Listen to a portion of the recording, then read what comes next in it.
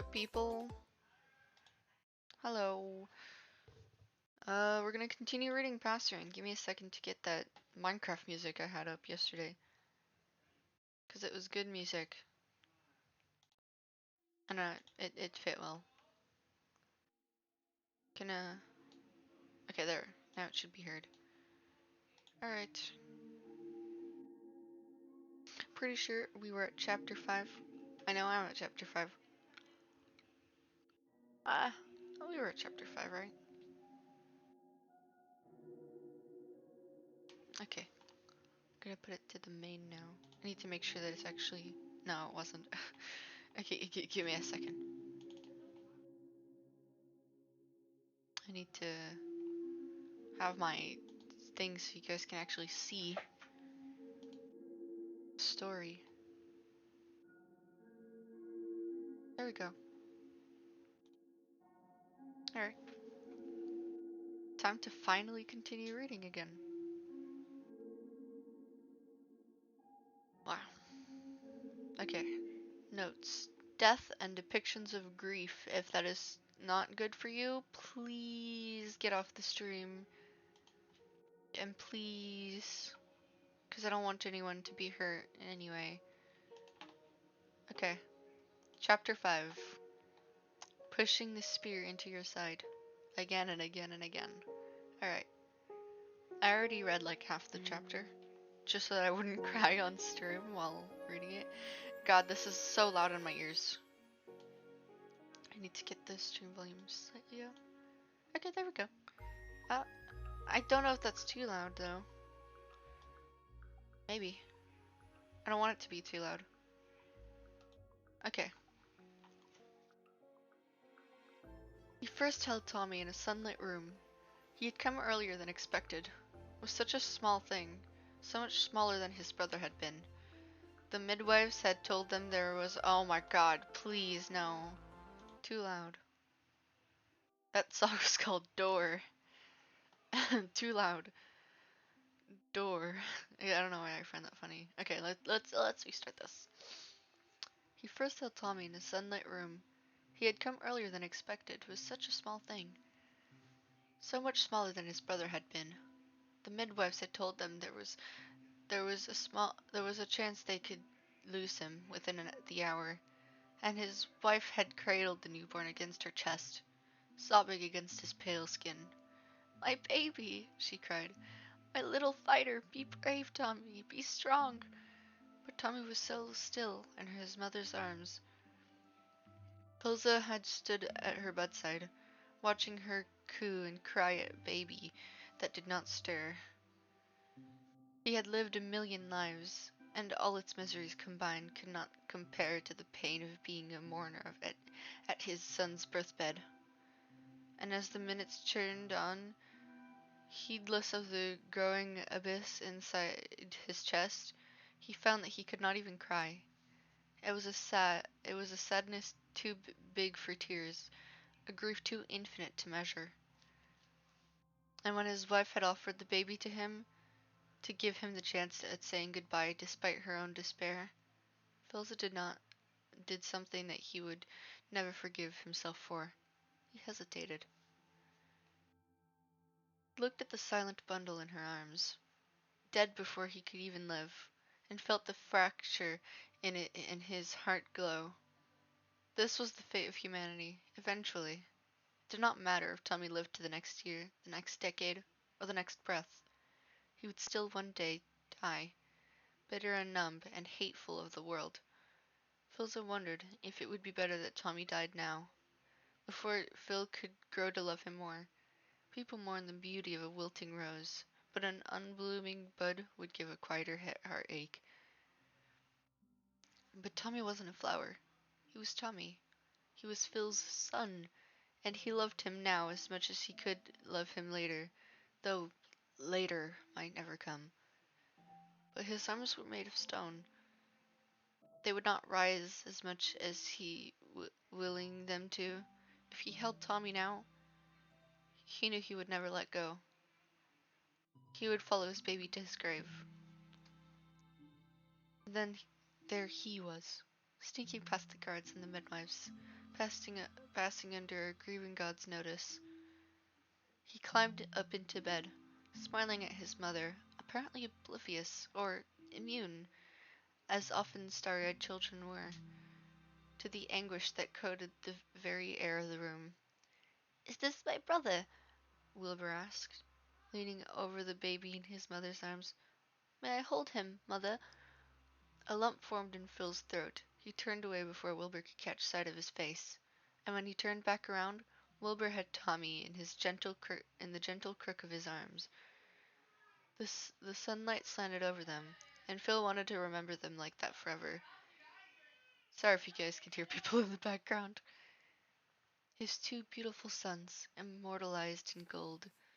Wilbur's heart, Wilbur's earth-brown curls, whoops, Wilbur's earth-brown curls his expression as he bent over the baby, murmuring something Phil almost didn't catch, and the baby began to cry.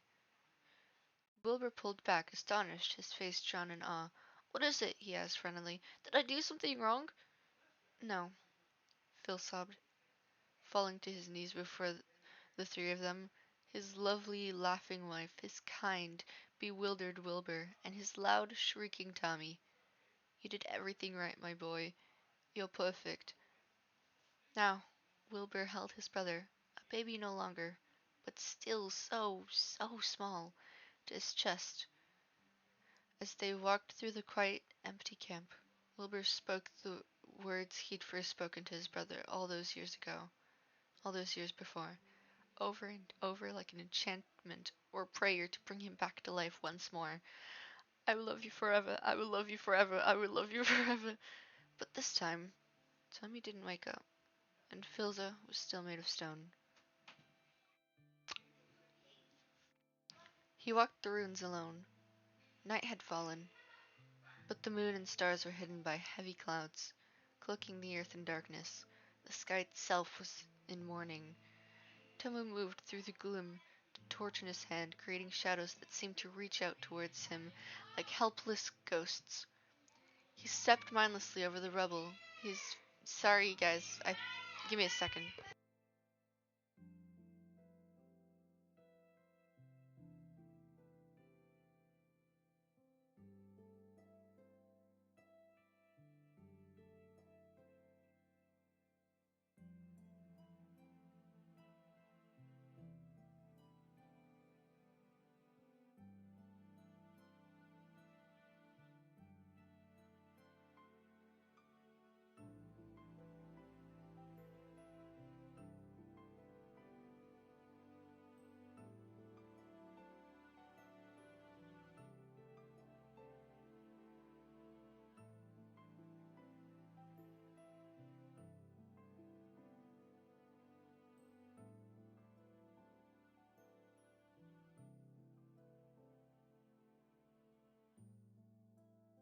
Sorry about that. Alright, back to the story. Where was I? I'm just gonna start from here. Tomo moved through the gloom, the torch in his hand creating shadows that seemed to reach out towards him like helpless ghosts. He stepped mindlessly over the rubble, his feet meeting dirt and stone, and sometimes the flesh of a fallen comrade or an enemy. But did this matter anymore? That had not been as lucky as him. His ears were still ringing from the explosion, and his bones felt like a house of cards one whisper away from collapsing. But he was alive. He was alive when all the others were not. When the dust had settled and the survivors had come crawling out of the wreckage, Tobo had counted. They had been warned, of course. They had heard the king's signal and ran as fast as they could. But not all of them were fast enough. The royal army had left the capital city with 20,000 soldiers. In the end, only 800 remained.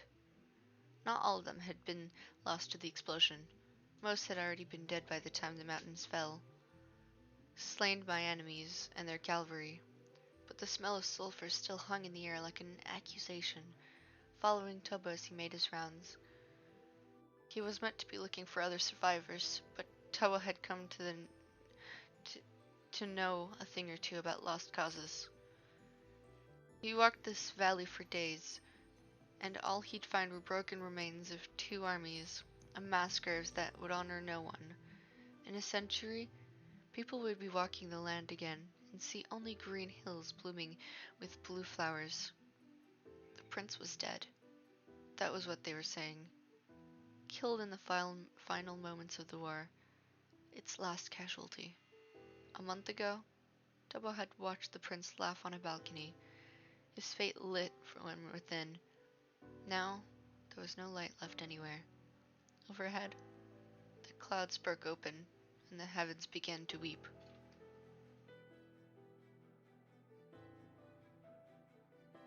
God, this is loud. Give me a second. Really loud in my ears. Okay. It was raining outside. Techno could hear raindrops pounding against the roof of the tent and creeping through the cracks. But the boundless cold he felt was something else entirely. He collapsed on the ground the moment they entered the tent, shivering with his arms around his knees, unable to feel anything beyond the relentless chill. It felt as if his bloodstream had frozen over, with brutal icicles stabbing into him from the inside out. And when he tried to duck his head into the dark embrace of his arms, a single blue petal had fallen against his skin. Give me a second to look at my mobile dash live thing so I can actually see if someone's in chat. Alright. No. He'd ran his hand roughly through his hair, pulling pink strands out from the roots in his desperation to remove the last of the morning glories out of the tangles of his braid. Flowed from the places where his fingernails scraped against his scalp. But Techno found that he didn't care. He couldn't care. The whole world could burn around him, and all he would be thinking about were the flowers still caught in his hair, their saccharine scent like poison in his lungs. He clutched the flowers in his hands, blood stained and trembled, and threw them as far across the room as he could, where they landed at the feet of the king. Wilbur sat at the cot of his brother, slept, used to sleep in. Clutching the broken boy to his chest, he was rocking back and forth, muttering words Techno could not comprehend as he pushed the hair back from Tommy's pale, unmoving face. Dead. He's dead. He's dead and gone forever. The voices were screaming, clawing against the wall that Techno had set around them and had tried to maintain for years, all for Wilbur, all for Tommy. Now one of them was dead, and the other was dying. There was no doubt about it. Wilbur would not survive this, and neither would Techno. Blood, the voices demanded. Blood for the blood god. His hands curled into a fist so tightly his nails broke the skin of his palm. Blood trickled down his hands, but it would not be enough. He wanted a massacre. He wanted violent vengeance, and there was nothing and no one on the other side of his anger. All their enemies were dead. There was nowhere to go but inward. Techno's knife was still lodged in Tommy's chest, in Tommy's heart. Your fault, the voices began. Blood flows everywhere you go. Did you think you could outrun it? Thought he had. By gods, for once in his damned life, he thought he'd finally found somewhere safe, somewhere where no one knew his bloody past or cared to. Somewhere with clear skies and a warm garden where he could pretend to be something he could never be, mortal. And now it all came crashing down around him. His farce, his naivete. This was the cost of those halcyon days. He should have left the first chance he got. He should never have met them at all. Wilbur, the name scratching his throat. He could barely hear himself speak. He tried again, putting as much strength in his words as there was left in him. Wilbur, let him go. Out of the corner of his eye, he could see Filzer raise his head from his silent seat in the corner. He had not said a single word since his arrival, not even as they marched back to the tent with Tommy's dead body between them. For once, Techno was glad for his silence. If he heard Filz's voice right now, he might just put a trident through the man's chest. Techno struggled to his feet when it was clear Wilbur was not listening to him. His legs threatened to collapse under his own weight, and he caught himself on the edge of the planning table, where, where carved wooden soldiers still stood at attention for a war that was already over. It's all over. We need to fix him up, Wilbur, Techno said, his words coming out raged. Oh, raged. Whoops. We need to fix him up, Wilbur, Techno said, his words coming out raged. He staggered towards Wilbur, hands outstretched. Wilbur's head snapped up and, at the sudden motion, his eyes wide and furious. Get away from us, he growled, pressing Tommy closer to himself. The movement made Tommy's head loll to the side, allowing Techno to truly see his face in the candlelight for the first time. Techno's breath hitched in his throat. Tommy looked so peaceful, as if he was simply sleeping, as if any moment now his eyes would flutter open and he'd wake up grinning at both of them, easily diffusing the tension as only Tommy could. Wake up, Techno begged, prayed, wished. Please, wake up. But he never would again. You can't hold him forever, Techno spat. For God's sake, Wilbur, there's still a dagger in his chest. Wilbur looked down at the still bundle in his arms, noticing the state of his brother for the first time. Absently, mechanically, he reached out to wipe a streak of dirt from Tommy's cheek. His expression grew incensed as the stubborn soil clung ferociously to his brother's skin. Techno feared he might just wipe Tommy's flesh down to the bone. Are you trying to peel him? Techno demanded angrily. Wilbur looked up at him with a look of unbridled wrath, but did not reply. With a scoff, Techno took a stray piece of cloth hanging off the table and marched to the tent flaps. He drew them open and leaned into the rain, catching the cold raindrops with the cloth until it was damp. Cold water slipped down his wrist, but it was a distant feeling, felt by another man in another time. When he turned back to them, Wilbur was still clinging to Tommy like a lifeline. Let him go, Techno ordered. Wilbur shook his head silently, his shoulders trembling. I can't. Wilbur, I said I can't. Techno stomped towards him until he was standing over Wilbur. Of course you can. It's easy. Just open your damn arms and put him on the bed. Wilbur glared. It would be easy for you, wouldn't it? Techno narrowed his eyes at him. What's that supposed to mean? Cold. Everything was cold. Cold in his lungs, cold in his heart, cold in the very depth of his soul. If he still had one. Cold from the rain, cold from Tommy's skin, cold from Wilbur's damning eyes. Give me a second. Checking something. Okay, sorry. Need to find my stream manager thing. Okay, there you go. Techno narrowed his eyes. Oh. What's that supposed to mean? Cold. Everything was cold. Cold in his lungs, cold in his heart, cold in the very depth of his soul. If he still had one. Cold from the rain, cold from Tommy's skin, cold from Wilbur's dabbing eyes.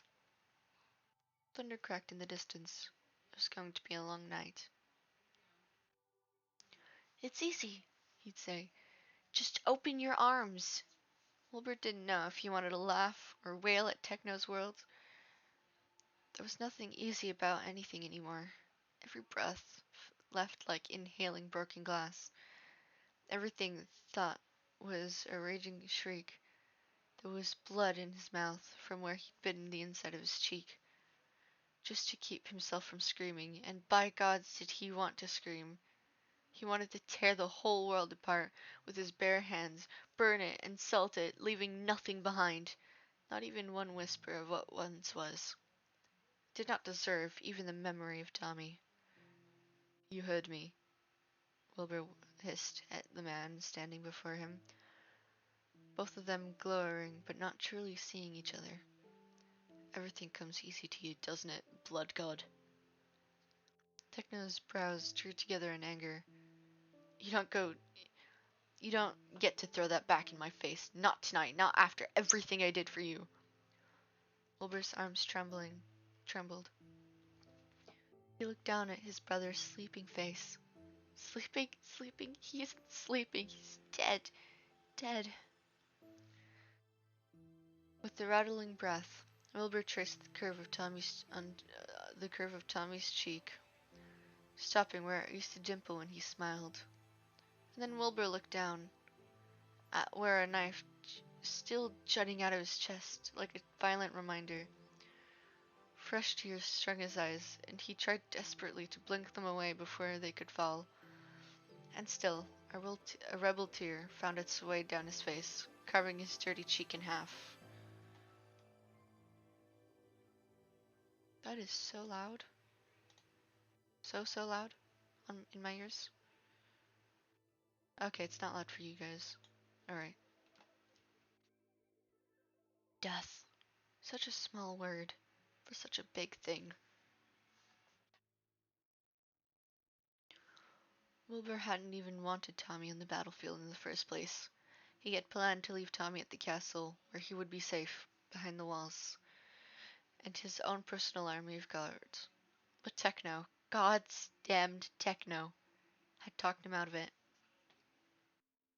Tommy's stronger than you'd like to admit, Techno had said, and smarter than anyone gives him credit for. And if you leave him behind, you will not only lose an irreplaceable asset, but you'll lose your brother's love. Don't stand there and tell me that Tommy will allow you to fight this war without him. What will you What will you do when he inevitably protests? Lock him in his bedroom? Shackle him to the wall? You tried to protect him once before, and look where that got you. So Wilbur had taken his brother to the front lines, ordered the tailors to make him a uniform that Wilbur would have killed to never see him wear, and then he'd sent his brother, his baby brother, his Tommy, off to slaughter. And now he was dead, dead in the red and blue colors of the family that failed him one last time. No, the voice hissed, not your family. Wilbur met Techno's eyes once more. This is your fault. Techno was right in the end. It was damnably easy for Wilbur to stand, open his arms, and place Tommy down on the cot before his body had moved on its own. But this time, every action was deliberate. Deliberately, he shrugged of his he shrugged off his torn and bloody coat and put it over Tommy to keep him warm, if warmth was something dead bodies still felt. Deliberately, he tucked a loose strand of Tommy's hair behind his ears. Deliberately, Wilbur let his brother go.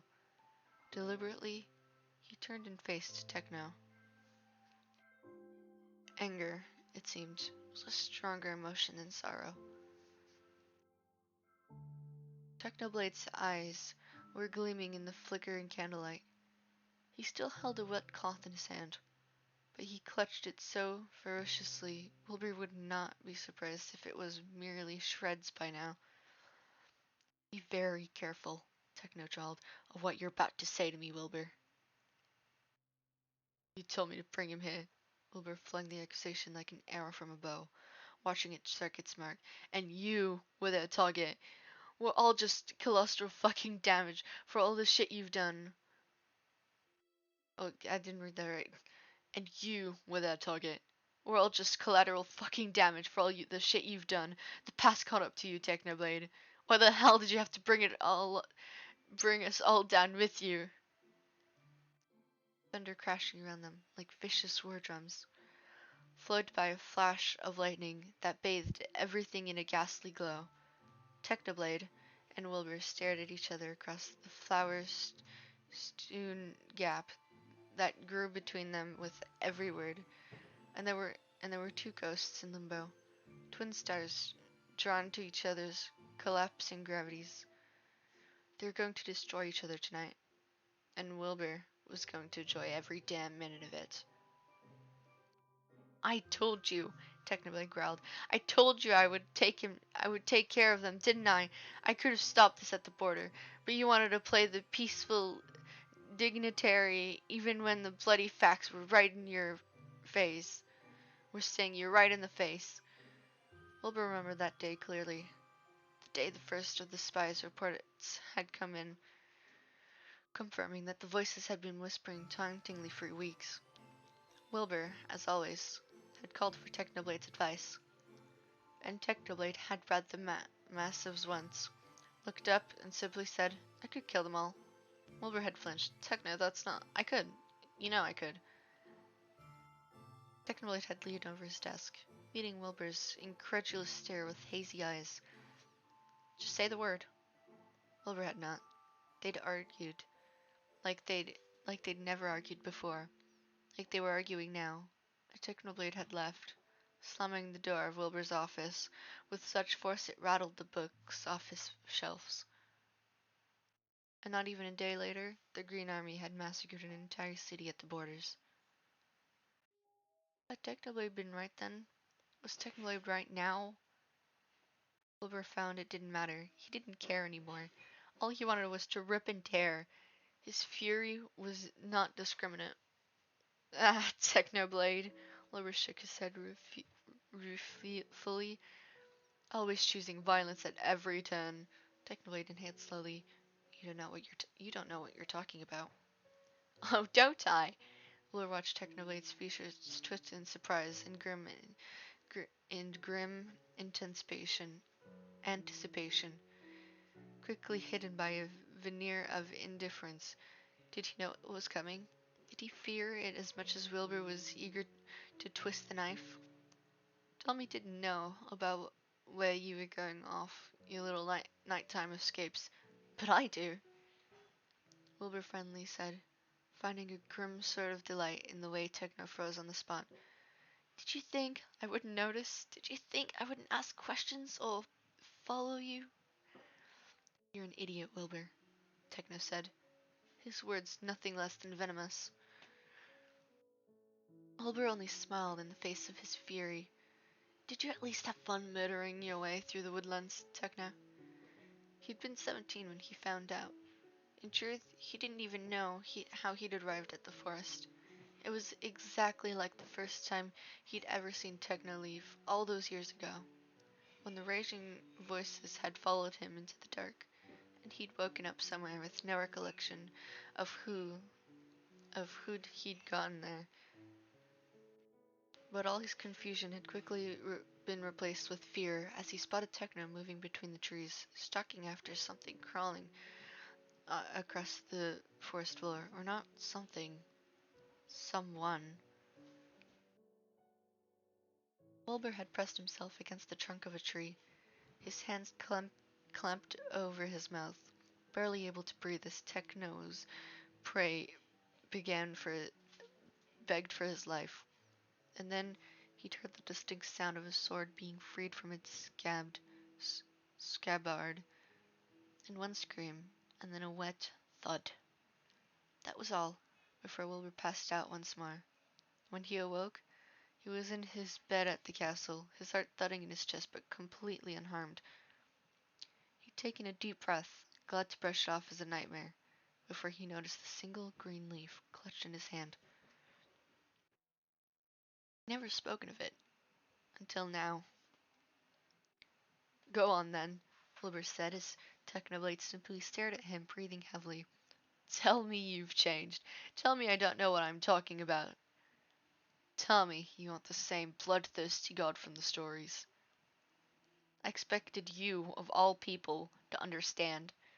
Techno's voice sounded strained, like a taut rope one pulling away from unraveling. You know the voices. They don't let go. They demand their fill, Wilbur. And sometimes it's unstoppable.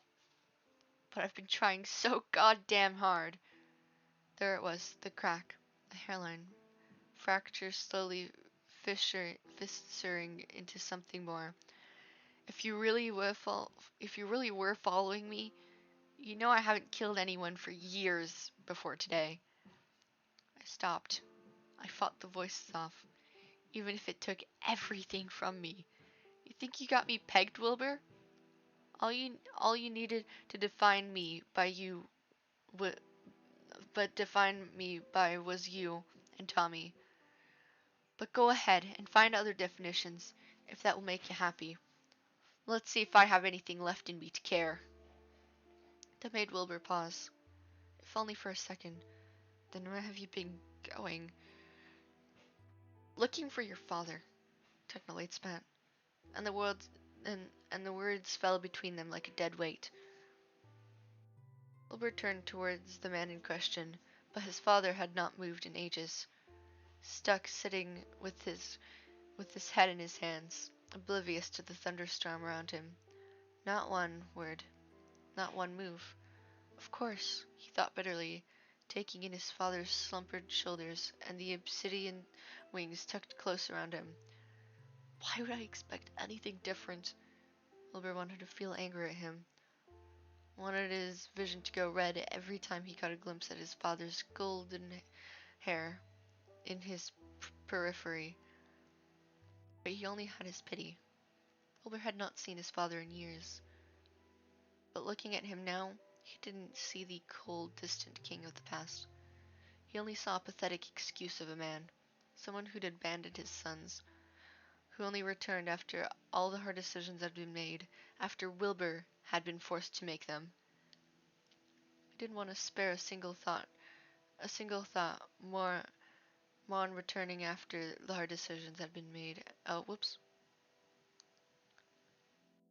He didn't want to spare a single thought more on the laughable sight of his father sitting leagues away from his Tommy's bed, not even bothering to meet the eyes of the only son he had left. That's alright. That's alright, Techno said roughly, catching Wilbur's attention once more. The blood god stood with his fist clenched at his sides, trembling with fury. Wilbur had never seen his eyes so hateful, not even when he was carving his way through the battlefield. Wilbur revealed in it, I went out every night for years, ignoring the voices, ignoring everything to look for your father, to give him back to you. Because I saw you, every meal you missed, every hour you spent studying politics instead of sleeping, every time you felt you were choking, I saw it. I was there for it, and it killed me. So I went off to look for someone to help you. I tried telling you I've changed. I only bite when my family's in danger. But you still see me as some sort of rabid dog. And those people I did kill in the forest, they were criminals, Wilbur. As if that changes anything. Tell that to the army you just blew into smithereens. You set those explosives, and you gave the orders. So where does that leave us? For a moment, they simply stood there, staring at each other and catching their breaths. The storm still raged outside, but some bit of it was inside Wilbur's chest. This was the end game. Wilbur knew. They stood they were standing precipice on a precipice. If one of them jumped now, they were lost to each other forever. And so Wilbur leapt.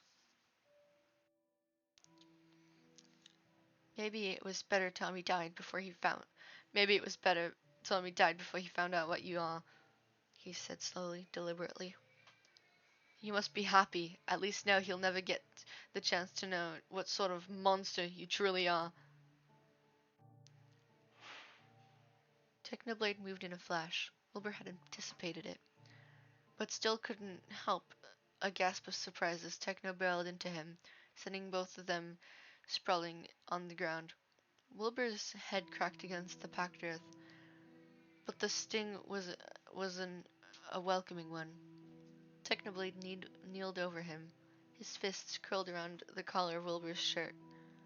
Wilbur could feel Wilbur could feel Technoblade's anger radiate. Oh, whoops, something's wrong.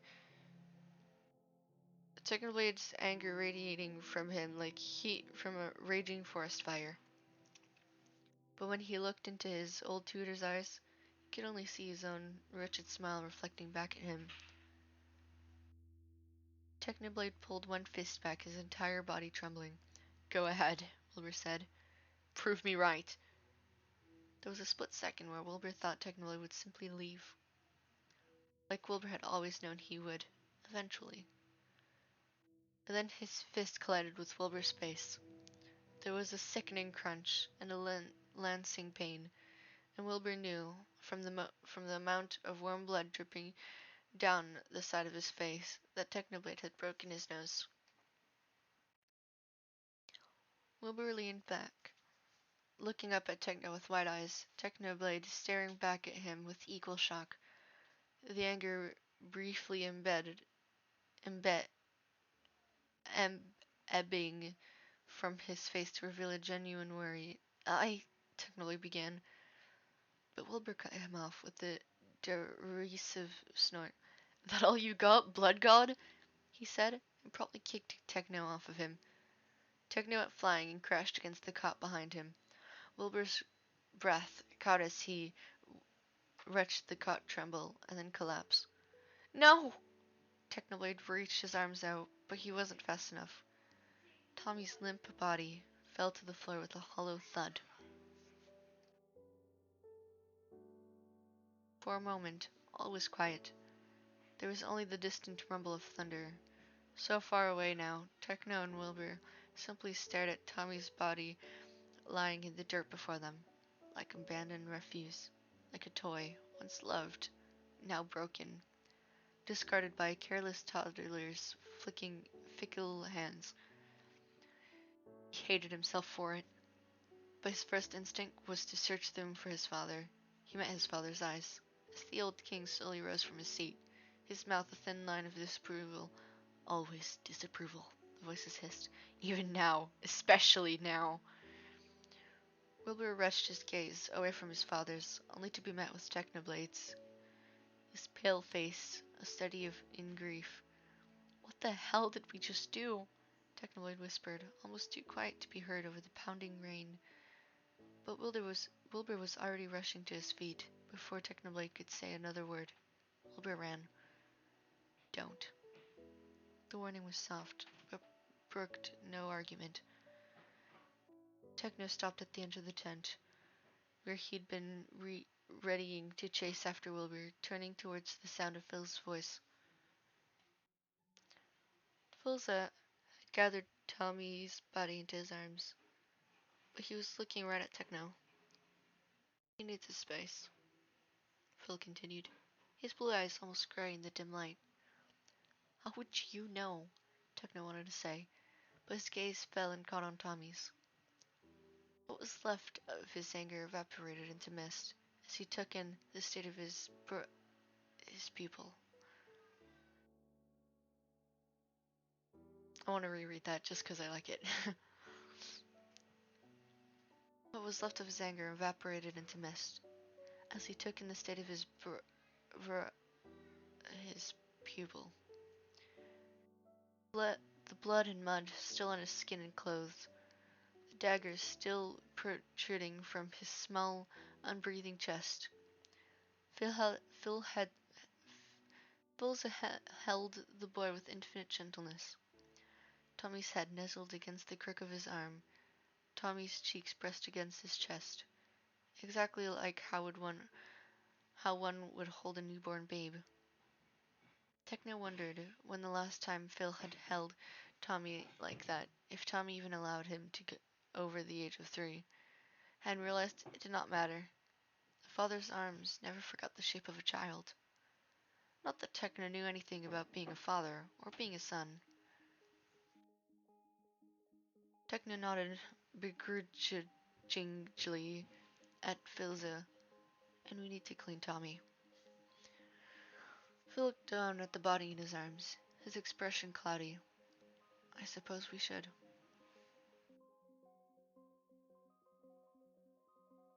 They moved quietly, carefully. Techno grabbed the cloth he'd dropped during his tussle with Wilbur and went to wet it in the rain again. Lingering in the cold, till the wet drops washed away the blood on his knuckles. Wilbur's blood. His stomach tightened as blood-stained water dripped from his hands. But in a few moments, his hands were clean once more. When he turned back to Tommy and Phil, he'd found that Phil had taken the knife from Tommy's chest. Is this yours? Phil asked bitterly, running his hand over the knife's carved handle. You should know, Techno said. Gave it to me. Phil looked up in surprise. Techno could only shrug, unsure of where they stood now with each other. It was a long time ago, Techno said. You gave me a whole set during that, yes.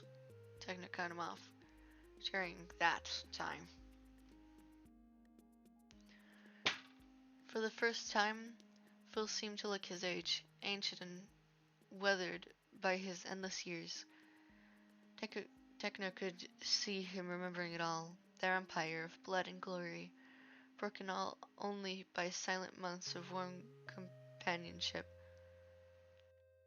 It seemed their bodies recalled just as much as their minds did, because they slipped easily into their grim work, side by side, never needing to speak a single word. As Phil combed the dirt out of Tommy's hair, Techno scrubbed the stains off his arm and the stubborn one on his cheek. And when Techno's breathing began to slow at the sight of the jagged wound on Tommy's chest, Phil silently worked Tommy out of his torn shirt and into a fresh one that did not bear the scars of their battle. Then they stepped back, surveying their work. Tommy was polished. Tommy was spotless. Tommy was dead. Of all the things that could have broken him, Techno didn't understand why it had to be the sight of Tommy actually looking clean. He'd held it together when they were walking back to camp. He'd held it together when Wilbur pinned him with accusations that simply echoed what the voices had been saying for years. Monster, monster, monster. He'd killed 1,000 men, seen allies viscered. Oh!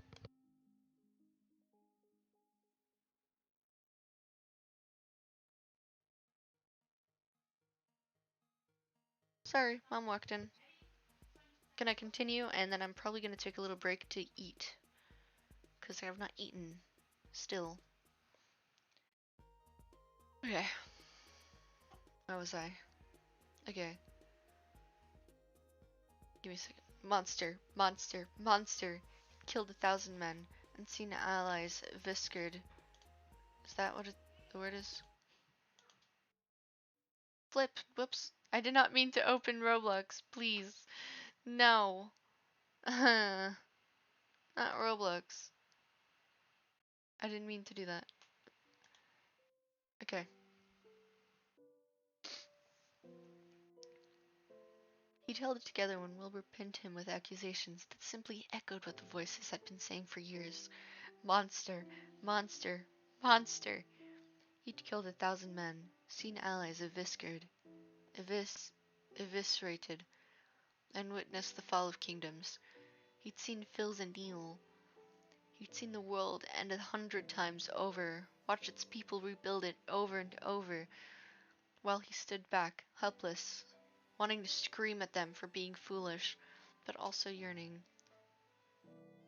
with all his might, to be able to love something enough to also love what grew from its ruins.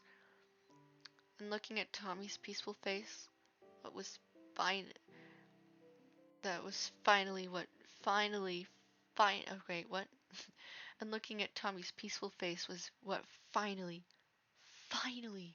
made Technoblade, Emperor of Ice, Blood God, Destroyer of Worlds, cry. He stood over Tommy's body and let the tears fall.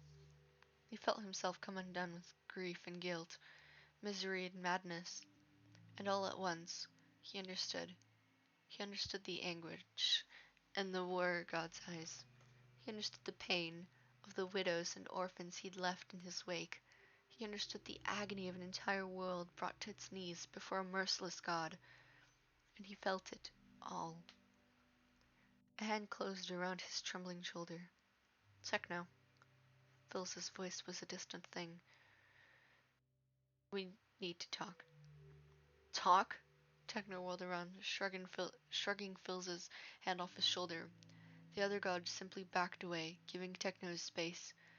Techno hated that almost as much as the blank look on Phyllis's face. What, what is there to talk about? About, Phyllis swallowed, leaning against the table, as if he could not bear his own weight any longer. About why I left. Your son is dead. The words tasted like an ash on his tongue. His corpse is right in front of you, and you want to talk about yourself? Phyllis flinched, but that was the extent of his reaction. This is important. You have to understand. What is there left for me to understand? It's not over. Phyllis's eyes bored through him. The war isn't over. Techno exhaled heavily. Don't screw with me right now. I'm done. I'm finished. Would it help? Phyllis said slowly. If I told you the leader of the Green Army, its general, its ruler, whatever, is still out there? Techno blinked, tears still staining his eyes. What? Phyllis lips drew into a thin line. A habit Techno recognized from their Emperor days as something Phyllis did when he was trying not to scream. I left for 1,000 different reasons, Techno.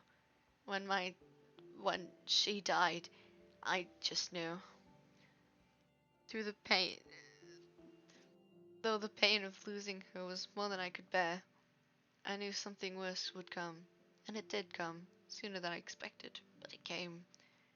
He glanced at Tommy, his expression un,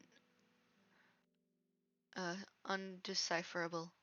Her death destroyed me, but I knew the day I lost my sons would be the day I destroyed the world. His eyes slid to Techno. You understand that, I think. I do. Technoblade did not want to agree with him on anything, but there was no explanation for the voices slowly getting louder and louder inside his head. He was beginning to lose himself. He already had, if he'd hurt Wilbur like that. It had only been a few hours.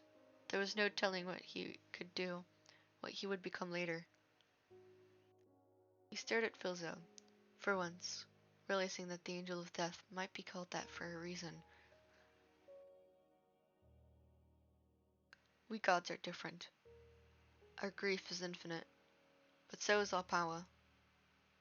Philzo looked down at his hands. No, be no, no being should have both. Grief and immortal already does so much fucking damage in us. It would be 1,000 times worse. Uh, so much fucking damage in us. It would be 1,000 times worse. So I did the only thing I felt could save me. Save everyone from my grief. Blue eyes found red. Have you heard of the Green God, Technoblade? Techno found himself nodding. The Green God, an infamous force, but a mystery to all. Technoblade had found the name carved into trees older than civilization, and written into the mortals' texts. Philza smiled. The Green God can bring him back.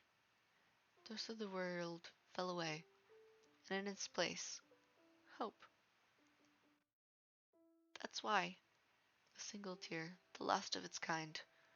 The last Techno could give fell down Techno's cheek, warm and light. That's why you aren't breaking down right now. No, Filza gave him a sad smile. Believe me, old friend, I'm completely losing it. I just had more practice hiding it than you. Knowing I can revive my son doesn't do shit for the pain of seeing him die in the first place. And your wife? But sobered Filza quickly. I don't know. The texts I read, and there were millions, had conflicting stories about the Green God's rules, what he can and can't do. They all agree he's powerful, even more powerful than you and me combined, I reckon. But he can bring back Tommy, and right now that's all that matters. That's the only thing that matters. Techno was quiet for a moment, simply processing the way it fills his revelation. Then he said, "Couldn't you have said that all before I broke Wilbur's face?" Philza grimaced. "I'm sorry. I was, well, losing it. As I said, you know me." Techno nodded. "I do know you. Always gone in the aftermath, aren't you?" Techno. "You could have stayed to explain," Techno said quietly. "Or you could have taken me with you." They both knew he wasn't talking about just Tommy anymore. Philza shook his head sadly. That gave me the threat. That gave me what gave me the strength to leave that night. When my wife died. Techno, was the knowledge that you were staying behind. I'd seen what you were becoming to the boys, and what the boys were becoming to you.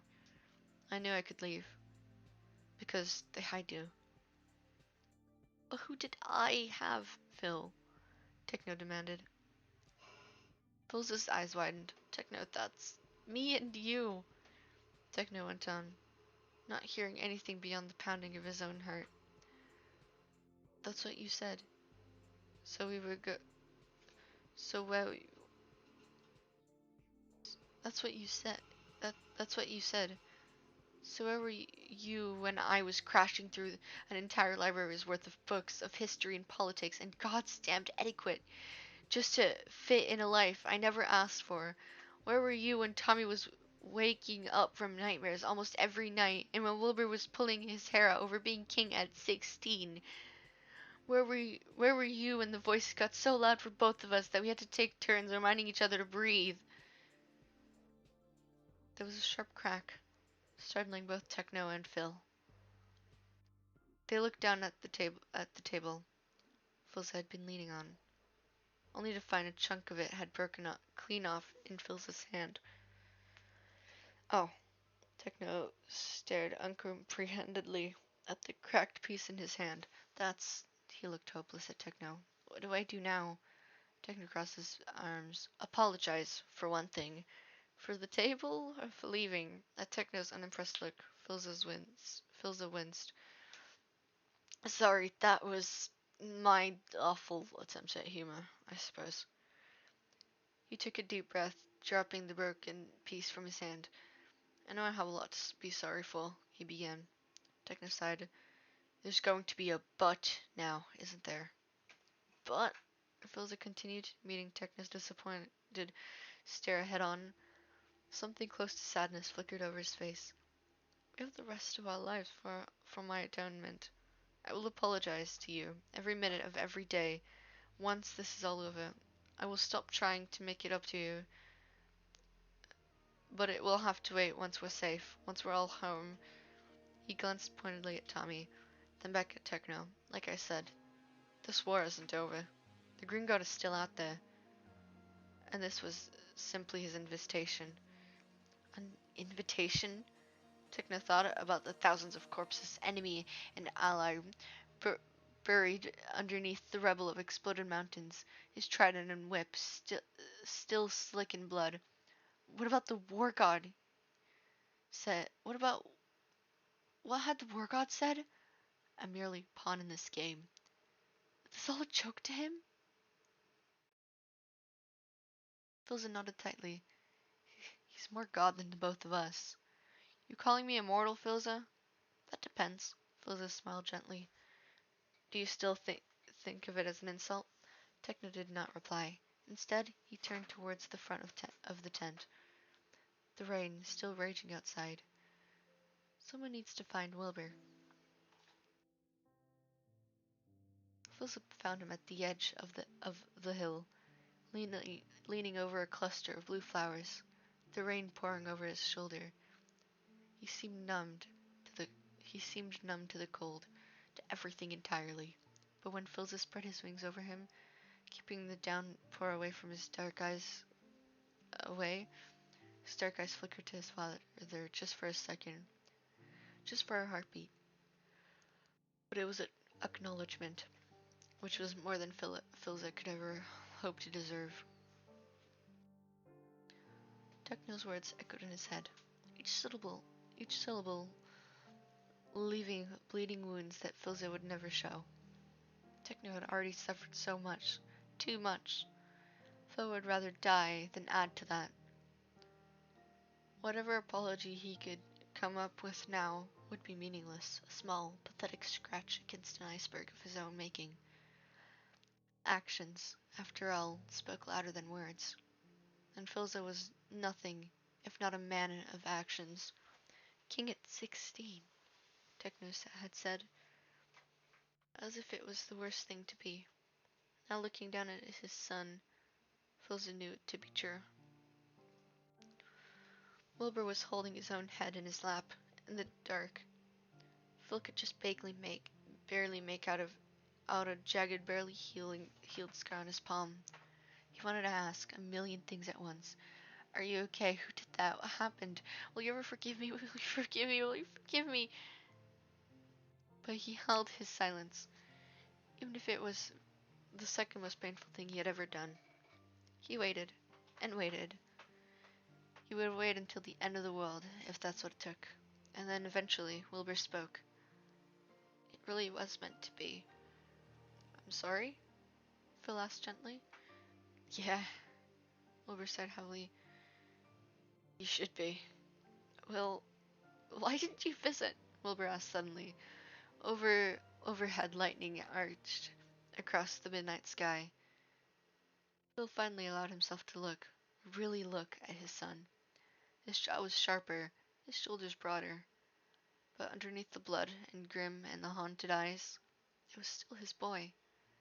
His Wilbur, terrified of the dark. Or even write a letter, or anything. Phil's heart shattered, because if I did, if I allowed myself that foot in the door, I knew I would never have the courage to leave again. And did you think of us? Of course. Every second of every day. I never thought of you, Wilbur said. Or at least I tried not to. It was hard. I saw you everywhere. In the paintings, in the garden, down every hallway, in Tommy's eyes, in Techno's words. He closed his scarring hand so tightly that the wound opened once more, spilling blood onto the grass. But what's strange is that I never saw you in me. Thunder echoed over the valley, but Philza barely heard it. I think that's a good thing, Wilbur. No. Wilbur gave a rueful shake of his head. No, it's not. I'm tired of pretending it is. I'm tired of everything. I wish I could be just like you and leave it all behind without looking back. That was enough. Philza, God, this energetic music. Give me a second.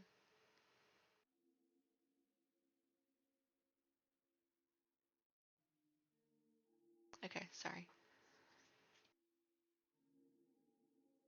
Where was I? Okay, that was enough. Philza went and kneeled before Wilbur, his hands finding Wilbur's shoulder. Wilbur's expression crumpled, and Philza knew it wasn't just rain dripping down his cheeks. Leaving you and Tommy, Philza said, almost killed me, Wilbur. But I knew I had to spare you from exactly this. He shook him slightly, desperately, just to get any sort of emotion behind those close, cold brown eyes. We can bring him back, Wilbur. This isn't the end. He told Wilbur of his plans, of the years he'd spent hunting down every lead and every whisper of the Green God he could rewrite history, rewind death itself. I know, Felsa said. I know this doesn't absolve me of the things I've done, leaving you. And your mother had just... I thought I was protecting you from the world. But I should have understood earlier. You are my world. You and Techno and Tommy. And after this, after the Green Guard gives us your brother back, we can go home together. And you can be Prince Wilbur again, if you want. We could go somewhere else. Find a place nobody knows our names. Just be. For a while, Wilbur was silent again. Speak, Felsa begged. Please talk to me. At last, Wilbur said, You know, children don't really care why the parents left. They only care that they did. It's a blessing, I suppose. That I never truly was a child, even when I was young. He nodded once, almost to himself. How sure, and how sure of you that the Green God will give us anything. Oops. Sorry.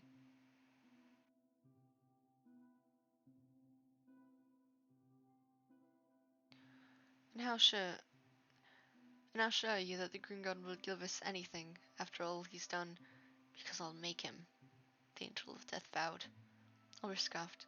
Right. Techno told me about you, you know. Well, I guess you told me about Techno first, with your bedtime stories. Every time I prayed to the gods. I've only been praying to you. I'm not as much of a pious man now. Wilbur gave him a ghost of a smile. But I suppose faith is stronger when tested, right? Before Filza could say anything, Wilbur threw his arms around his father, pulling him into an embrace. Filza stilled a frozen, unmoving statue in his son's arms, and then he cracked.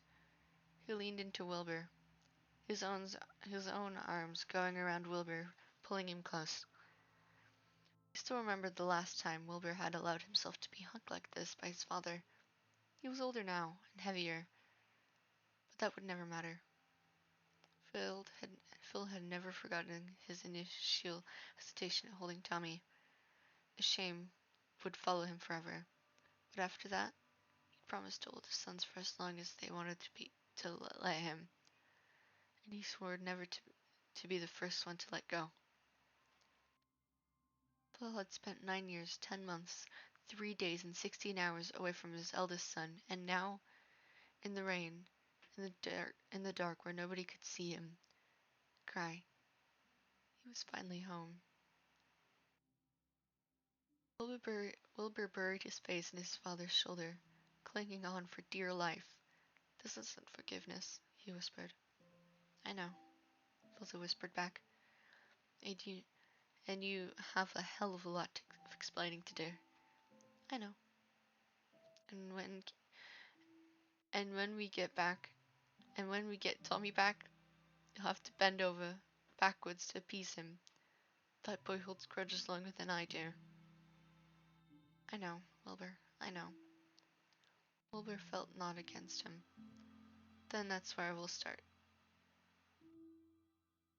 When they turned, Techno was waiting at the mouth of their tent, the light behind him making him barely move, then a shadow in his left hand, with a roll of bandages ready for Wilbur's nose.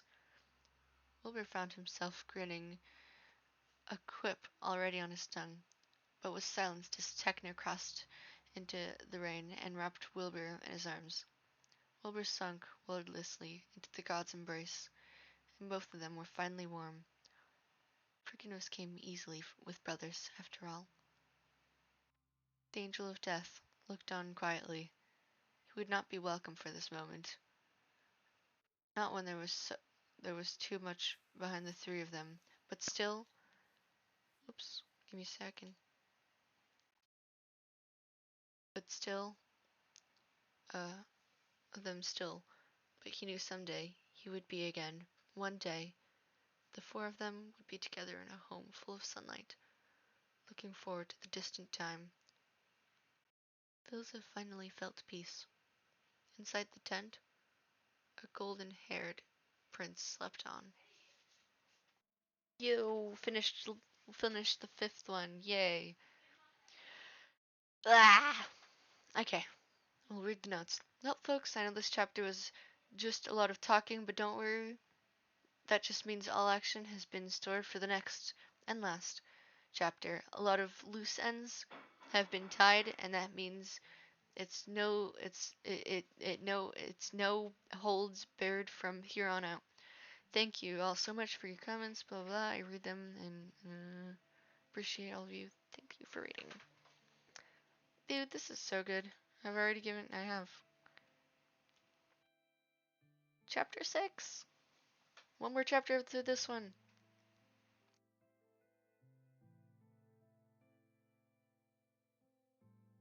Is there no trigger warnings? Oh, okay, never mind, there is.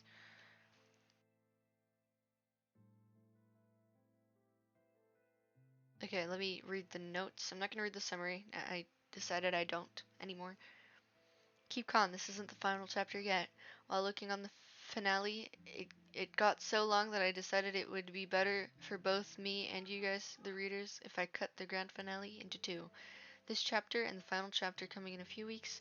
That being said, this chapter contains triggers. Okay. Well, a few weeks. Now it's already out, I'm pretty sure. Manipulation, deceptions of voices, and aftermath of violence. So like the aftermath of the war, I'm gonna assume.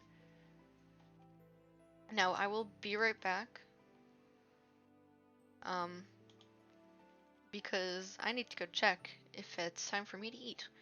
And if it is, then it'll be a bit of a longer be right back session, you know? I'll let you guys vibe to Minecraft music.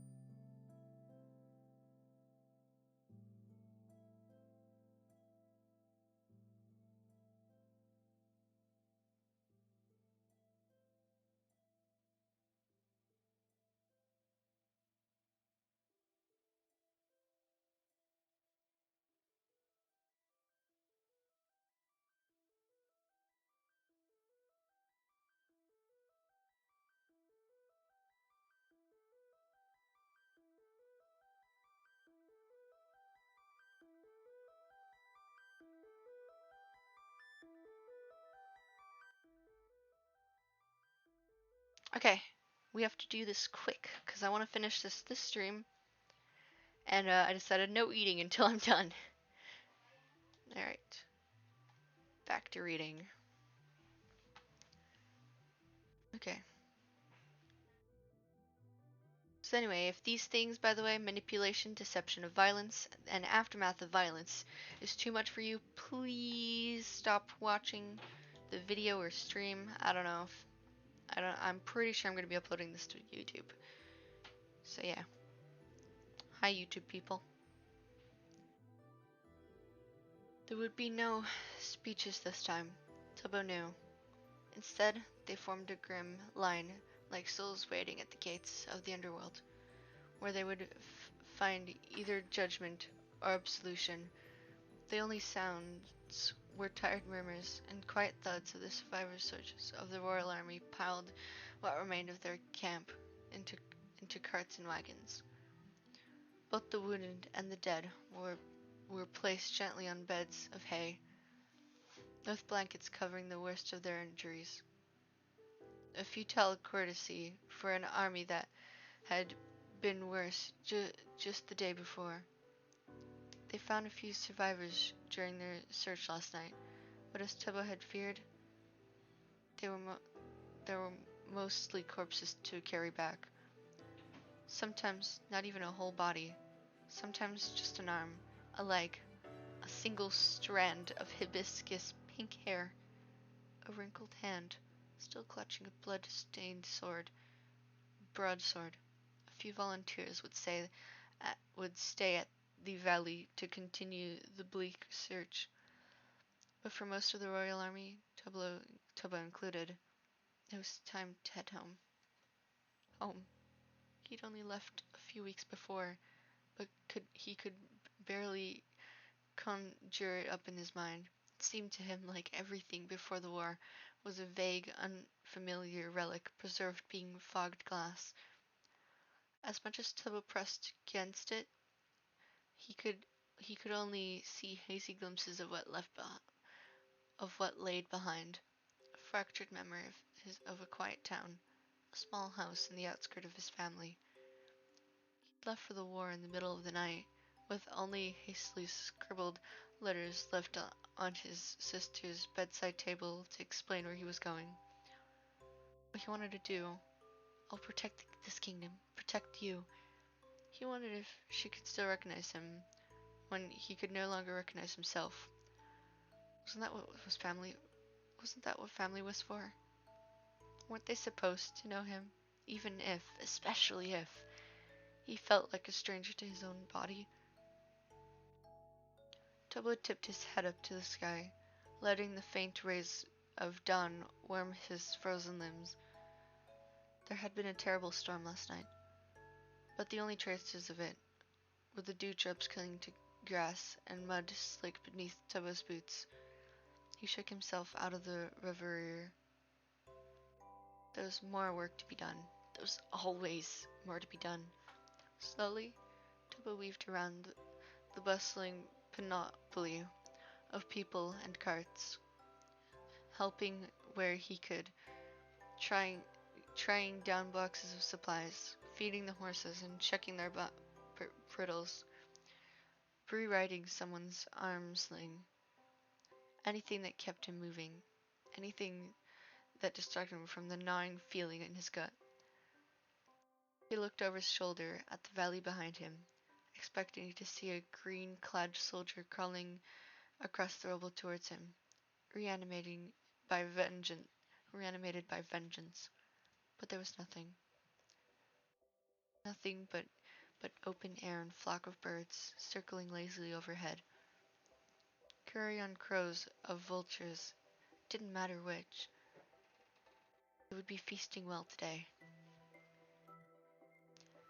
Instinctively, Tubbo's eyes found themselves drifting down, and that's when he saw them. A simple horse-drawn cart, indistinguishable from its neighbors, aside from the two people stood over it like mourners at a grave. A king and general, twins in their misery. Tubbo felt an odd pang in his chest as he realized who exactly was in the cart, who exactly they were saying goodbye to. As Tubbo watched, the king leaned over the cart as if he was going to pull himself in with his dead. But then he pulled back, his shoulders trembling and his hands deep in his pockets. Tubbo wondered if they were shaking too. For a moment, it seemed as if the general might reach towards the king, but instead he pulled something from his own pockets and reached into the cart. When he leaned away, his hands were empty and still. The general nodded at the king, and then they were off, disappearing down the hill, heading north, the opposite direction of home. It might have been a trick of the light, but Tubbo would swear until his deathbed that he saw one of the birds wheel away from its flock, its obsidian wings gleaming as it trailed their two-person procession. But then he blinked, and king, general, and birds were gone.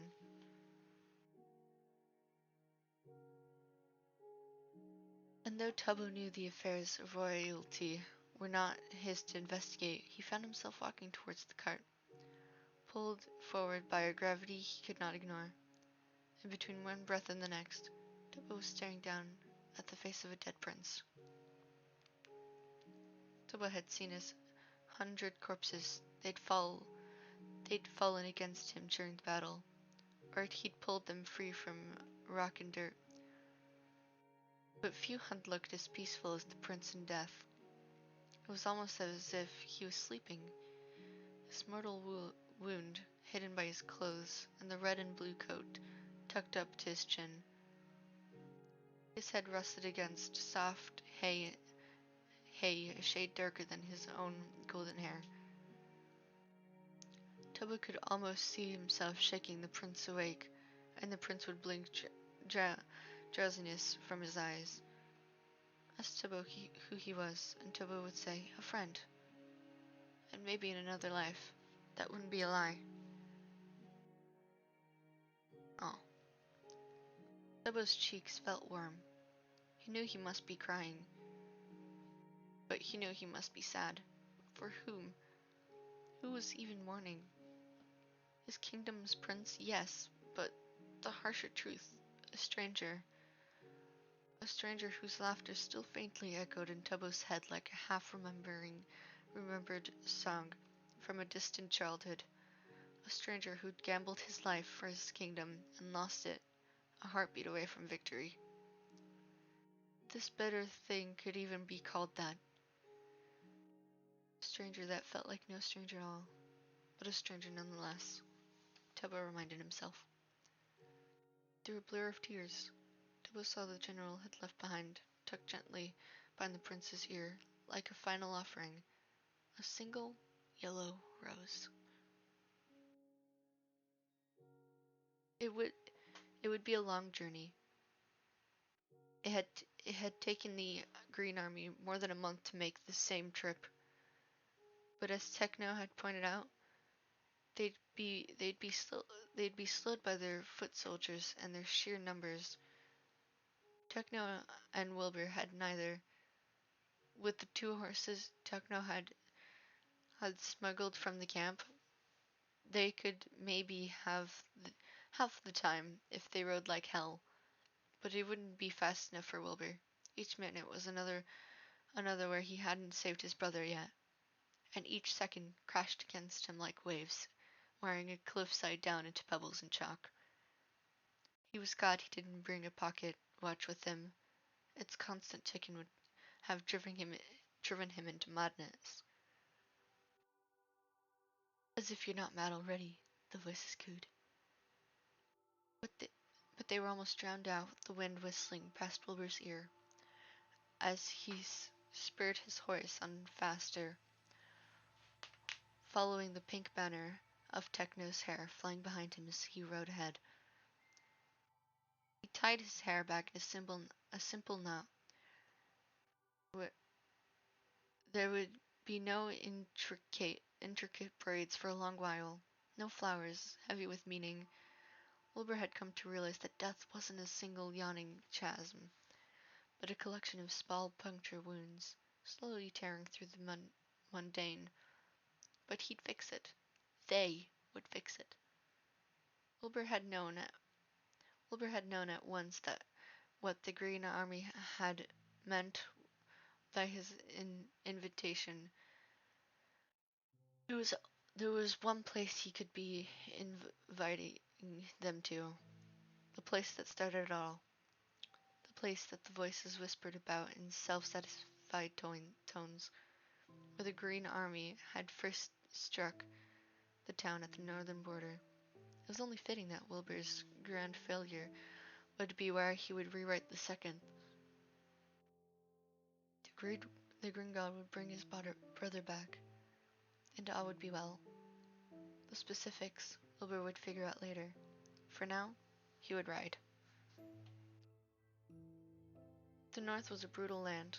Wilbur had averted his eyes as they passed underneath the shattered points of the mountains that bordered the Blue Valley. But the smell of blood and sulfur had stayed with them until they broke into the tundra beyond. And then there was simply nothing. Just open air, rolling fields of grass caught between the green of life and the fading reds of death. There were no towns, no cities, no travelers to meet them on the overgrowth path that only Techno seemed to be able to follow. They stopped, only to rest their horses. Once with the sun right above them, they'd stopped underneath the shade of a boulder.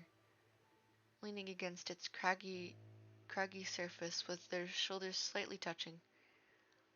Techno had pulled his shirt over his head to wring the sweat out of it, and Wilbur had caught sight of the bruises and wounds that marred his old friend's weary body. "You're staring," Techno accused without turning around to face him.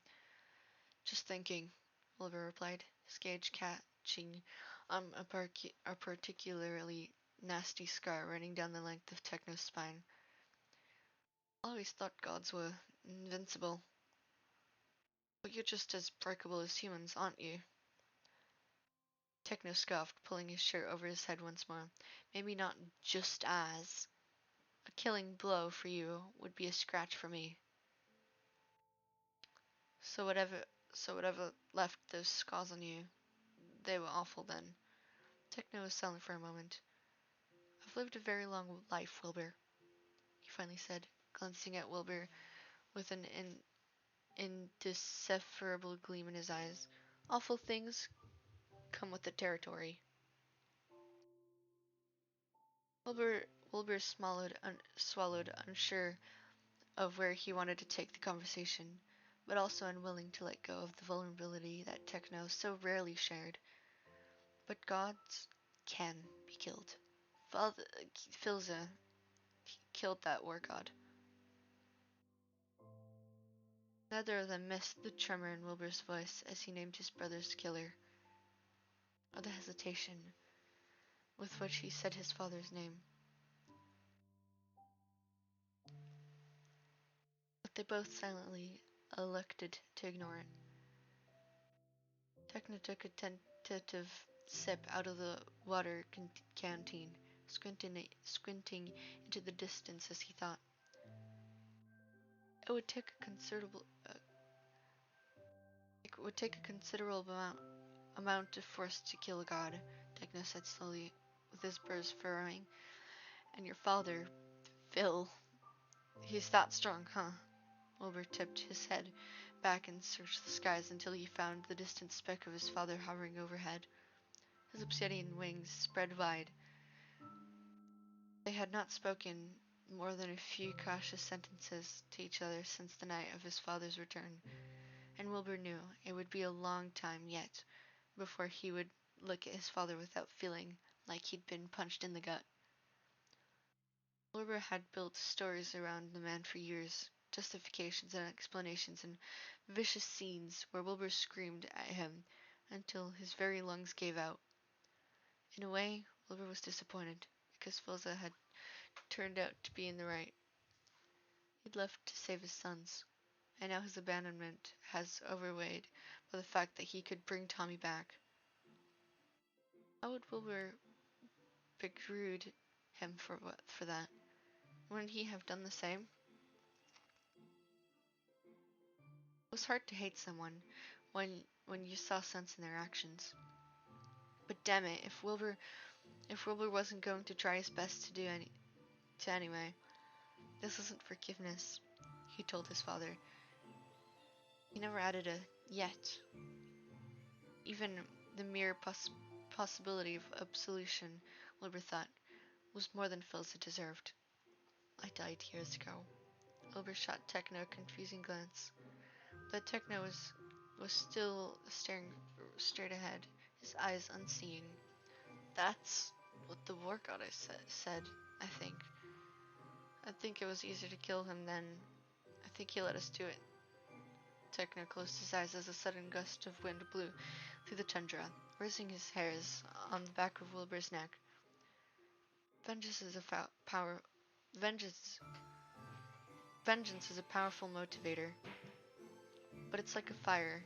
You have to keep feeding, or else it burns out, or burns you. He offered the canteen to Wilbur, who took it and brought it quietly to his own lips. "I think the word god simply ran out of kindling. Or maybe he just got tired of tossing shit into the flames." Techno let out a breathy laugh. "Guess we'll never know." He pushed himself off the rock and began heading towards their grazing horse. If you keep stalling with dumb questions, we'll reach the borders by the time you're dust and bones, and I really don't want to bargain for two dead people. One's already a hassle. Wilbur threw the canteen over his head, but Techno caught it caught it out of the air without looking back. Show off, Wilbur grumbled, but he was smiling for the first time in what felt like centuries. This won't be the this won't be the last, voices reminded. This won't last, the voices reminded him as he followed Techno back to their mounts.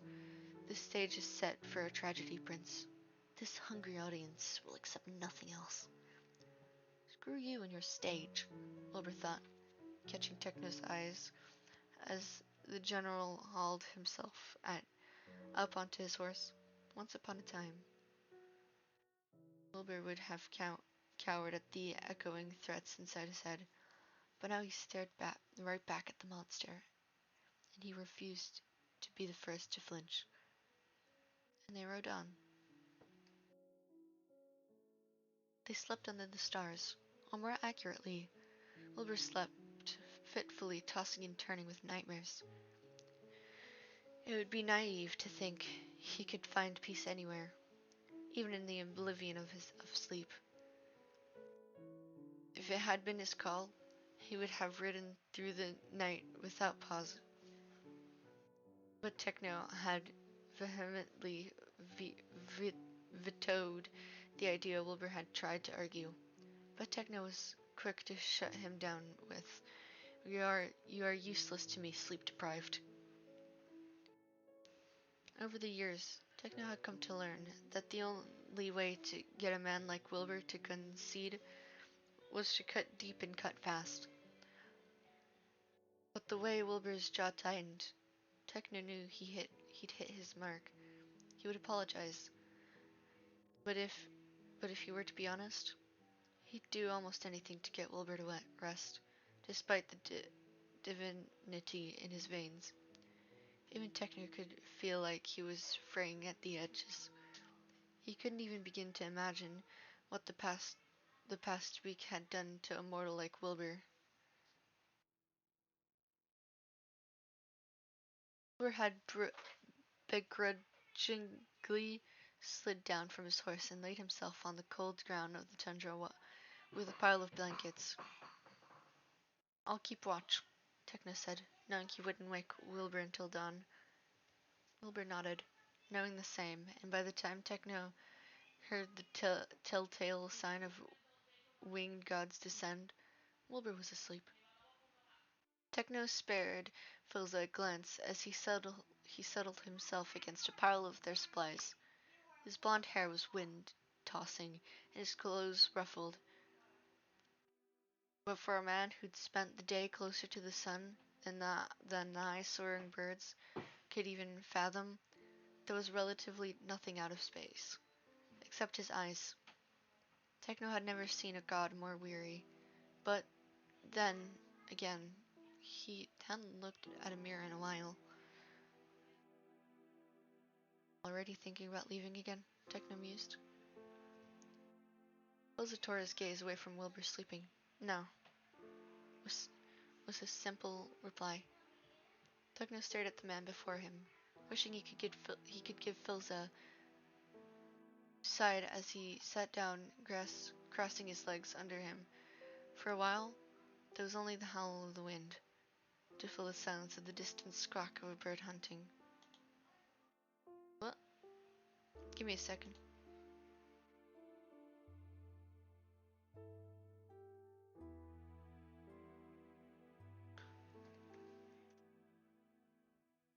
"Sorry." And then Philza said, "What was he like?" Techno looked up from where he'd been idly pulling the grass beside him, but Philza was looking at Wilbur again, his expression unreadable in the dim moonlight. Wilbur's face was a pale thing, and under the pile of blankets, it was as if he wasn't even breathing. Techno looked quickly away.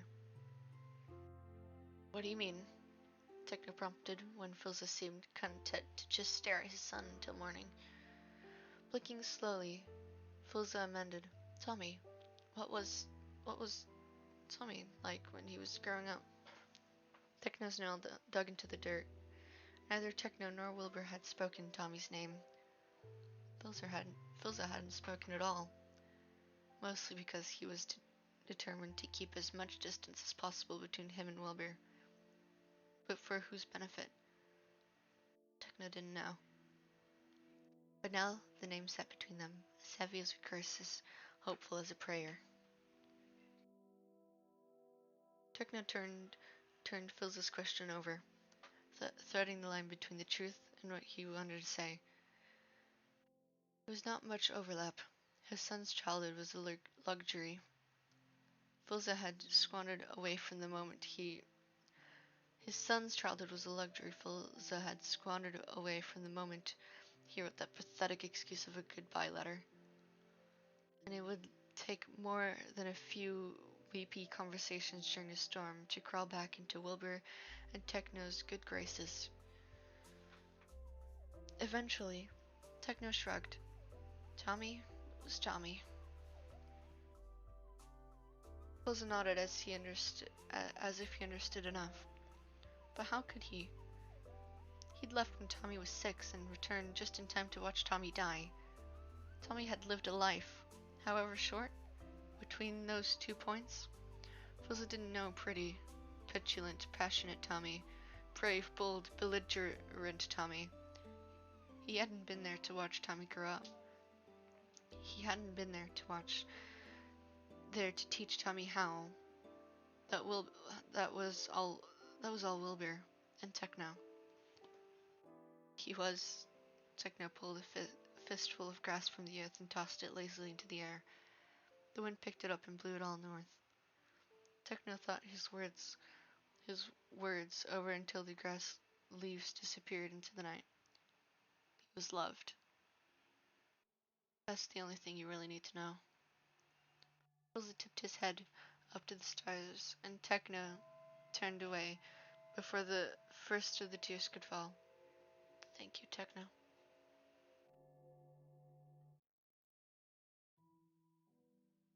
And they rode on.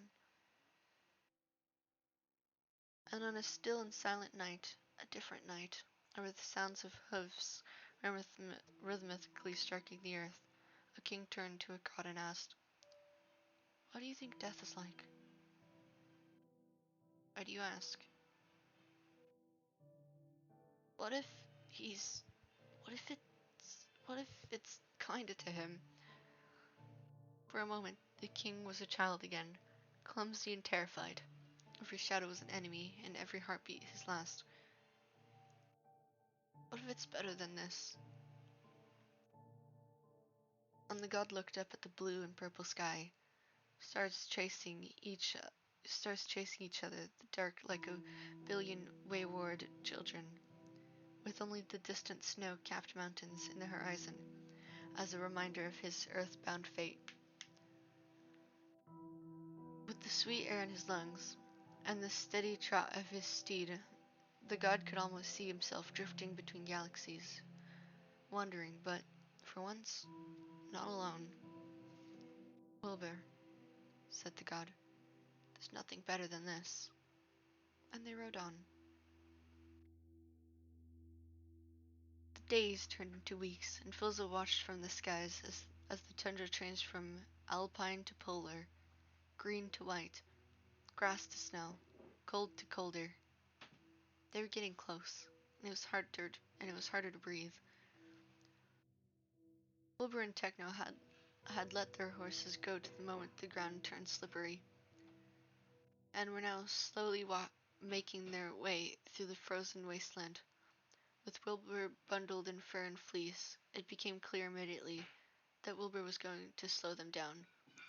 He staggered after Techno, who stopped every few miles to let the king catch up before he moved again. Left to their own device, Filza knew he and Techno could finish the journey faster. But if Phil knew that, then surely Wilbur did too. And although this angry, grieving man was almost a stranger to him, Fuzzer could almost picture Wilbur gritting his teeth and forced himself to walk faster, walk further, driven by the same stubbornness and frustrated perfectionist perfectionism that he employed into everything he'd ever done as a boy.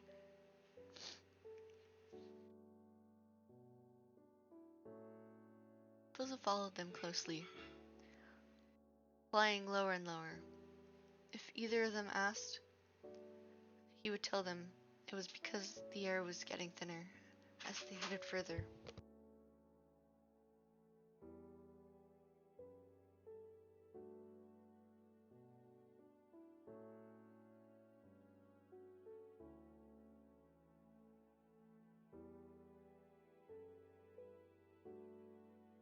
Sorry, Mom walked in.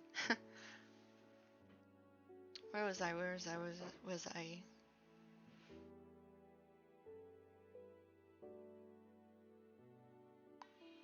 Did I lose my place?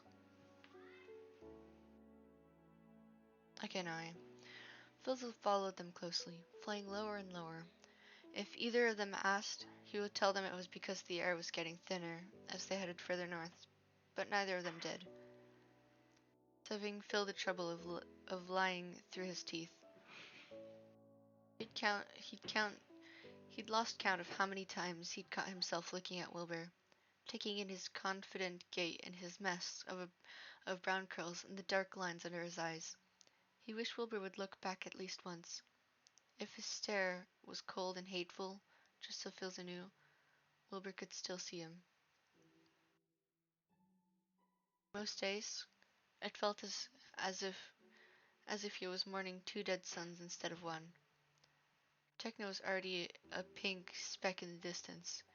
He'd only just stopped to wait for Wilbur when it happened. There was a loud crack that reminded Philza of breaking bones, and looked down just in time to watch in horror as Wilbur fell through the snow and ice, disappearing into the freezing waters that waited below. Phil didn't think. One moment, he was in the sky, and the next, hurling towards the earth, crashing through the breaking in the ice that Wilbur had been standing on just a second before. He felt the cold water envelop him, cold as death itself. He was already searching for the darkness for his son, his hands searching desperately to claw, following an instinct Phil's he'd forfeit long time ago. Please, he begged, chill digging in its cruel talons into his skin. Please, please, please, not him too. Phil's fingers closed around a wrist, then a forearm, and then he was swimming upwards, towards the faint light above, but Wilbur was so heavy, weighed down by his bulky clothes, and the water was so cold. And Phil was reaching, and there was no air left in his lungs.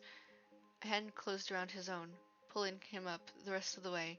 He broke through the surface, gasping and hoisting Wilbur up onto the solid before climbing after him.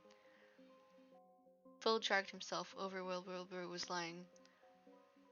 Heedless of anything else, he kneeled over his son, who was so pale and so still, his eyes closed, just like his brother's. No. Phil grabbed the knife, tucking into his booth, and began cutting away at Wilbur's wet clothes. The blood splashed through his fleece and tore at his clothes, and Phil peeled it away until Wilbur was left only in his drier tunic. No!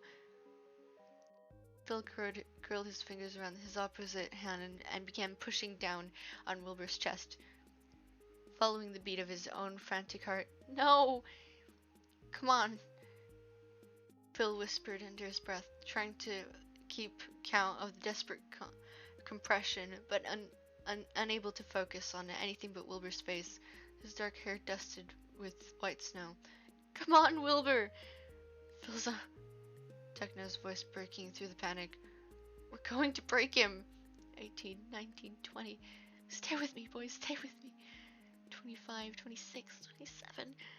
A violent gasp tore past Wilbur's lips as his eyes flew open, staring up at the gray sky above, and then he was scrambling onto his side, coughing up water, trembling, choking on air, but alive. Phil let, Phil let him out a rattled breath as he fell back, feeling like the world had fallen out from under him, and then came crashing back, burying him into the dirt and ice. I almost lost him. The thought came, oh my god, why is this song so happy? No, stop.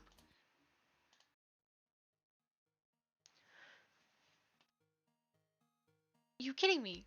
It's the same song. Cat and dog, I'm pretty sure it was. I almost lost him. The thought came to him like a knife to his chest. He stared down at his trembling hands, as its many scars and calluses at the small faded line right at the base of his pinky fingers where Wilbur, at 2 years old, had bit him. He didn't even remember why Wilbur had been so angry at him then. Sometimes Phil thought toddlers were menaces, driven by mostly by their bite-sized fury, but he recalled the look Wilbur had given him when he drew his bloody hands back. It wasn't fear exactly that he would get reprimand even as young as he was.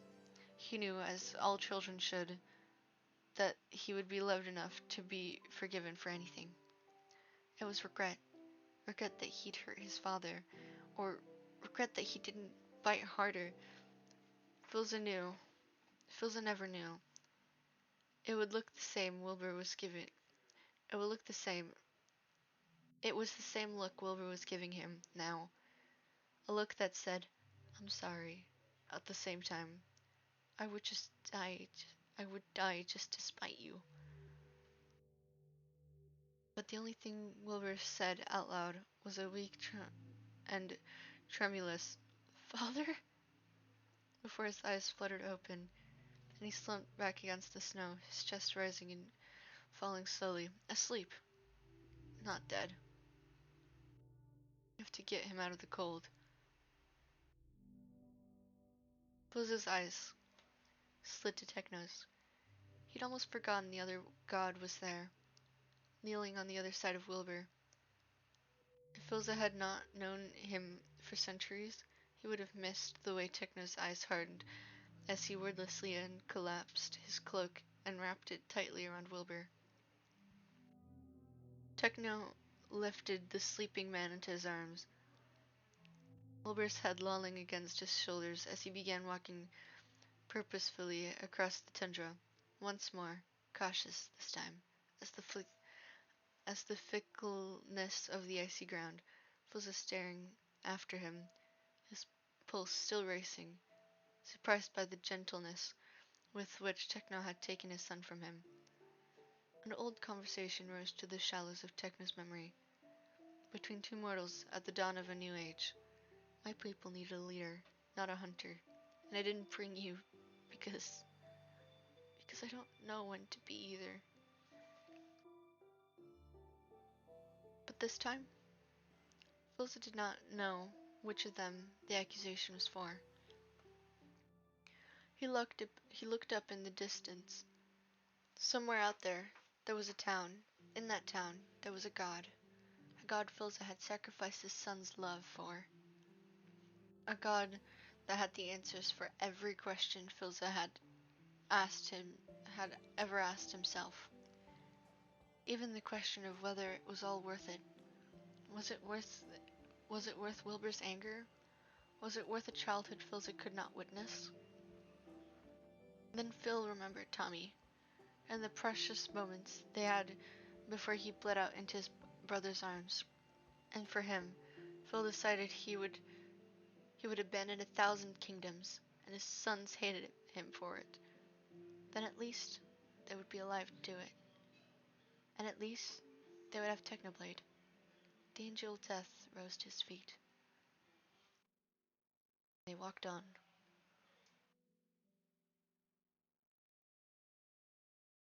I might have to take a break soon because I'm hungry. Give me a second.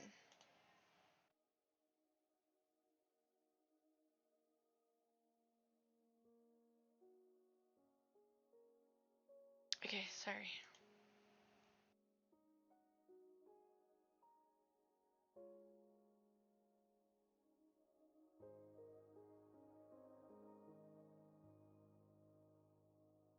Okay. They found a cave. A short walk later, half buried in the snow, but relatively warm inside. Techno sat Wilbur down in one corner and piled all the spare furs from their packs on him, while Philza focused on making a fire. Well, Techno said, sitting down by Wilbur's feet and leaning against the cave wall, feeling lightheaded. He won't die of hypothermia, at least. In response, Wilbur sneezed in his sleep. Death by common cold isn't off the table, though, Techno amended. Not exactly going down in a blaze of glory, but I suppose no one really gets the death they want or deserve. When his dry commentary was met only by silence, Techno turned to Phil, leaning over a pile of sticks and clothes. He had a flint in one hand and a small knife in the other, and was forcefully striking them together, but nothing caught. Phil murmured under his breath, and he struck harder, and then the knife slid too far, nicking him. Philza dropped the blade and the stone with a curse, cradling his wounded hand to his chest. Techno raised an eyebrow at the clumsiness. The long travel finally getting to you, Philza? They used to be, they used to, thought you'd be used to those by now. It's not the travel, Philza said quietly. You know it's not. Maybe, Techno acknowledged, turning his head to stare out at the mountains of the caves. Night was beginning to fall outside. The snow on the ground glowing like molten lava in the light of the sunset. Techno found himself reaching for the blue sapphire that hung from his ear, absently turning it over between his fingers. He could feel Phil's eyes on him, but he refused to turn around. After a beat, Techno could hear him picking up the flint and the knife again, striking them against each other so viciously that Techno almost missed his whispered question. What happened to it? What happened to what? Philza hesitated, but eventually clarified. The emerald I gave you. Last time I checked, it was sitting in the bottom of a lake somewhere. Phil let out a humorous laugh. I should have expected that. Finally, Techno turned towards him. So why didn't you? The question seemed to have taken Phil aback. He almost dropped the flint in the hand again. His eyes widened. What did you think I would do, Phil? Techno continued before Phil could take a breath to answer. Carry it around with me, even after you left? Hang it from my ear like a constant reminder of a friendship twice betrayed? Techno scoffed at the stricken look on the other god's face. Don't act as if you're more sentimental. Should I point out that the emerald I gave you is glaringly missing from the around your royal throat? Bill looked down, as if also just realizing that the emerald neck that was twin to Techno's earring was no longer there. Still looking at the spot where it used to rest, Philza said, There you go again, with your presumptions, Techno. My presumptions? When Techno met his gaze again, his blue eyes blazed like a frozen ice slit from within. You once accused me of holding nothing sacred. I thought after all those years you might have realized. You struck the flint and finally blazed life in the dark cave. Wilbur, tell me, that is what is sacred to me. For a while, there was only the flickering of the flames between them, casting shadows against the cold walls and their colder expressions. It brought Techno back to a different time, a different land of ice and snow, but with the same company. No, not the same. Never the same, now. Neither of them had aged. but they were both changed irrevocably. Even Techno's hand, almost forgotten the shape of violence. The voices tried, but he remained gently, well, kind, true, a ship with a steady anchor. When he looked at Phil, all he saw was a man, one who once had that for himself, and was now trying desperately to deserve it again. Give me a second, someone was calling me.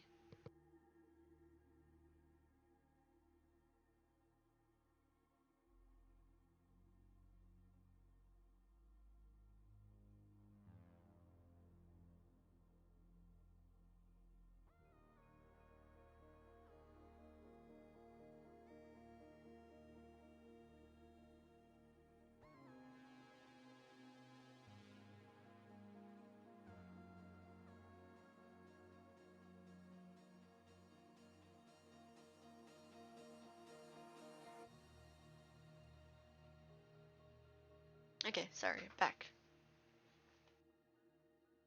No, not the same, never the same. Now neither of them had aged, and they both changed irrevocably. Even Techno's hand had almost forgotten the shape of violence. The voices tried, but remained gentle, kind, true. A ship with a steady anchor. When he looked at Phil, all he saw was a man who once had that for himself, and now trying desperately to deserve it again. Warmth slowly seeped into Techno. He opened his mouth to answer to something, be it a comment laden with passive aggression, or an apology, or a question. He would never know, because at that same moment, something stirred. Techno? Came a groggy, muffled voice. Wilbur was awake. Oh gods. Philza watched as Techno practically wilted up until that point. Phil did not realize how much tension Techno had truly been holding, but now he was sagged with boneless relief against the wall behind him, running a shaky hand through his unbound hair, their conversation amongst many things forgotten. You really scared the shit out of me, Wilbur, Techno said as the man in question slowly pulled himself up from under the small mountain of blankets Techno had thrown on top of him. Wilbur tried to smile, and then the cold air finally hit him at last, turning his grin into a grimace as he pulled a few of the furs tightly around himself and sat up, his head sticking up from a bundle of pelts, the same color as his chestnut hair. A creature of warmth, uh, determined to survive in a frozen wasteland. Sacred in a shit. Scared the shit out of myself too, if that helps, he quipped.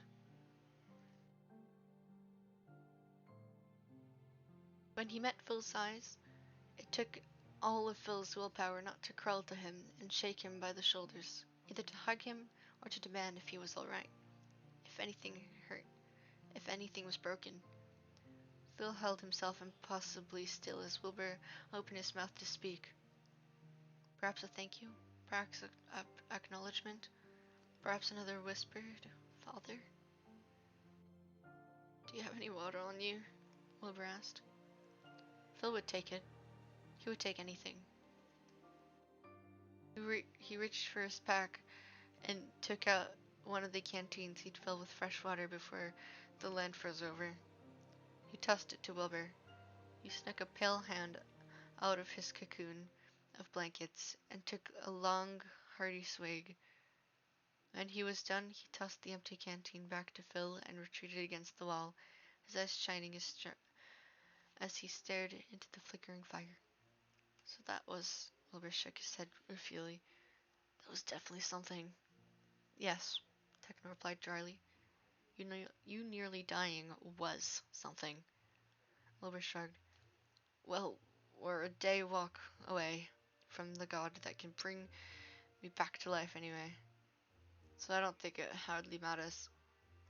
Unless that god doesn't want to. Techno's eyes slid to Phil. I think it's time we talk about that possibility. Phil sighed. They'd been dancing around the topic for weeks, but now they were at the threshold, and Phil knew he would only be prolonging the inevitable. A hazy memory rose to the surface, stumbling through the ruins of an old civilization, running his fingers against ancient walls that remained surprisingly free of dust, finding himself inside a library where no living being had walked in eons. Books, a lot of books. Books in languages Philza had not heard spoken since he himself was a young god. And in between the pages, an answer. There were stories before, Techno began slowly, of the green god being afraid of you. But when you said he might even be more powerful than you and I combined, stories, Philza shrugged. Unreliable little things. But then again, having power doesn't exempt you from having fears. Even the most fortified wall can fall with a single well-placed blow. What does that mean for us? Wilbur asked. It means, Phil said, that I think I have something the Green God fears. But until we know what that is, we have no choice but to be strong. Strong arm our way into getting what we want from him. And to do that, I need you, Techno. Here it was, the other shoe, the last trick up his sleeve.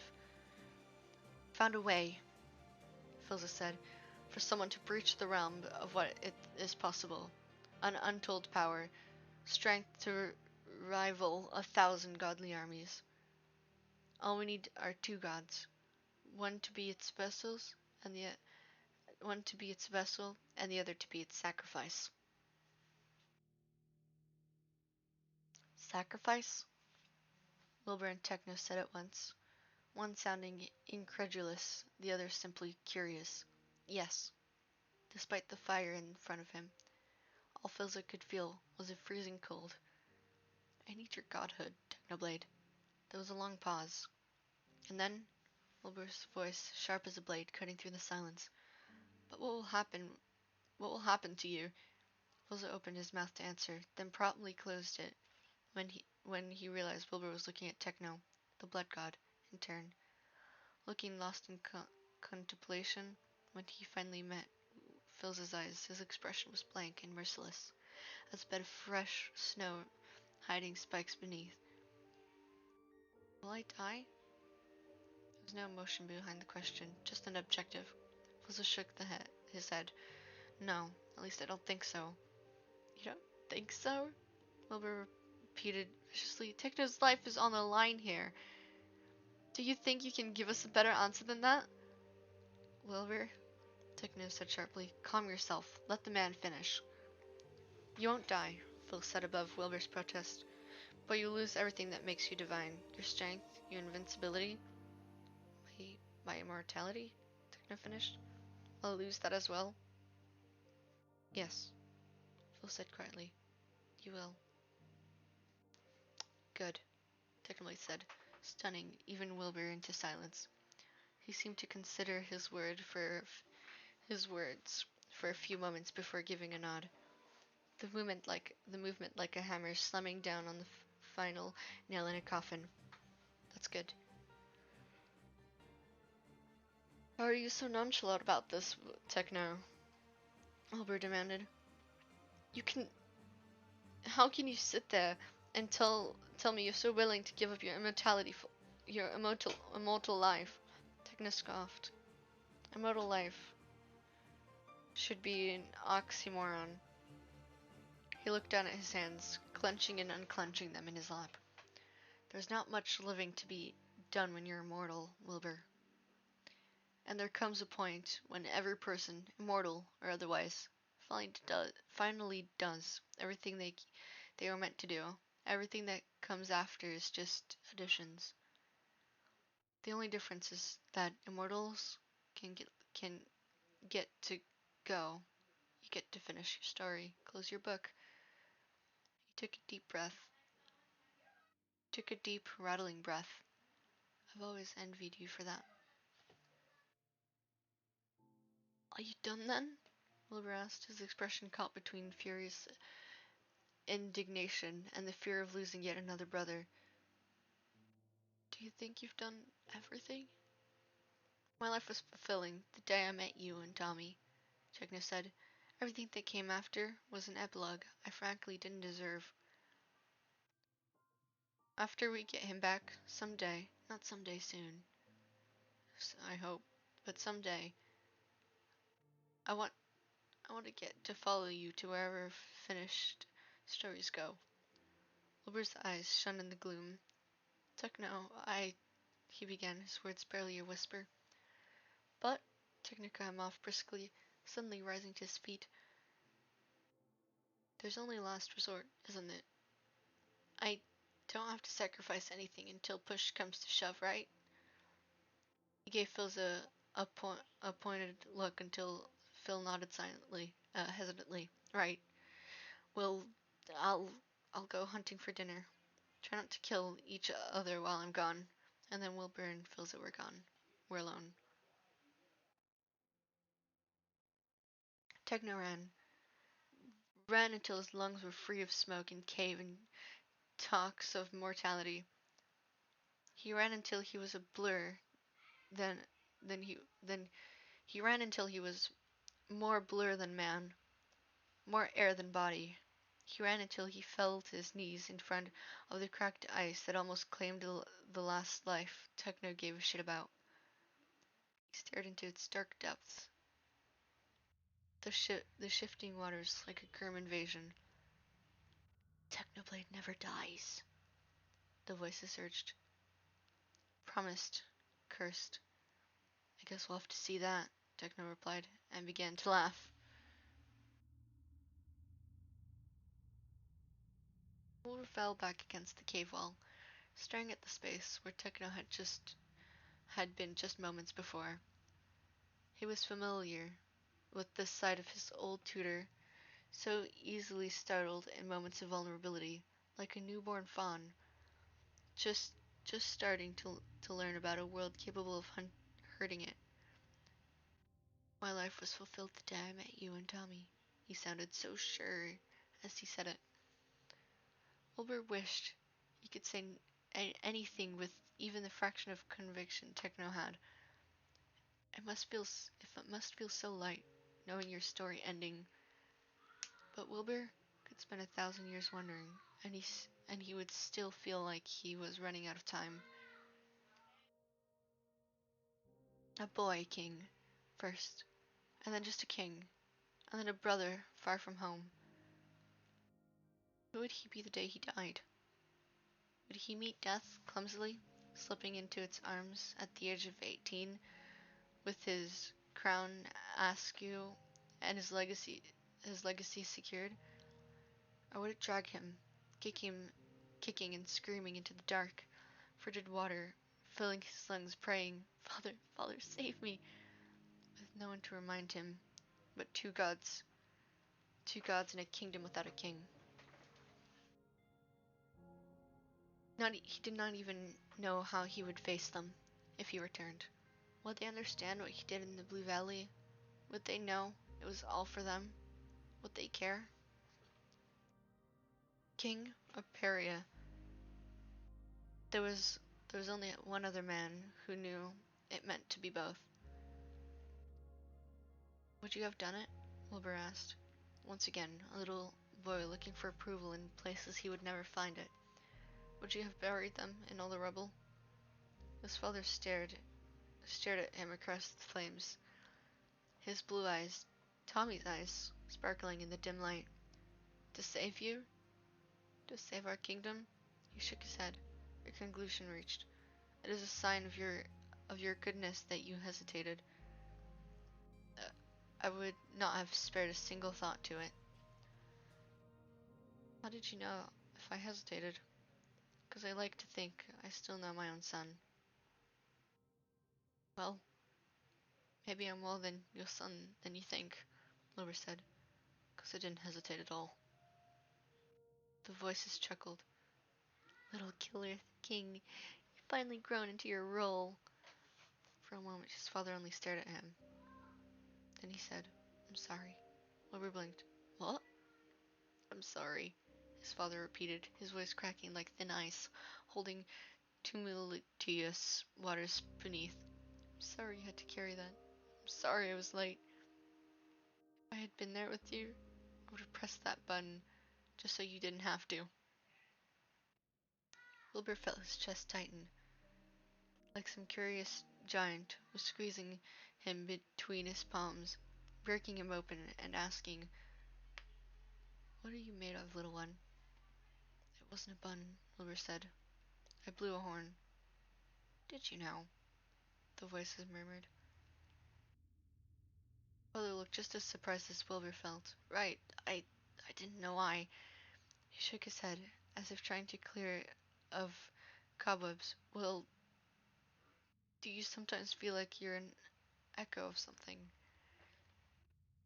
and not a sound of my own?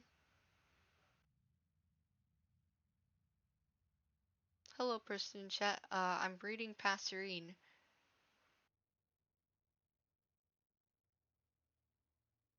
It's taking forever.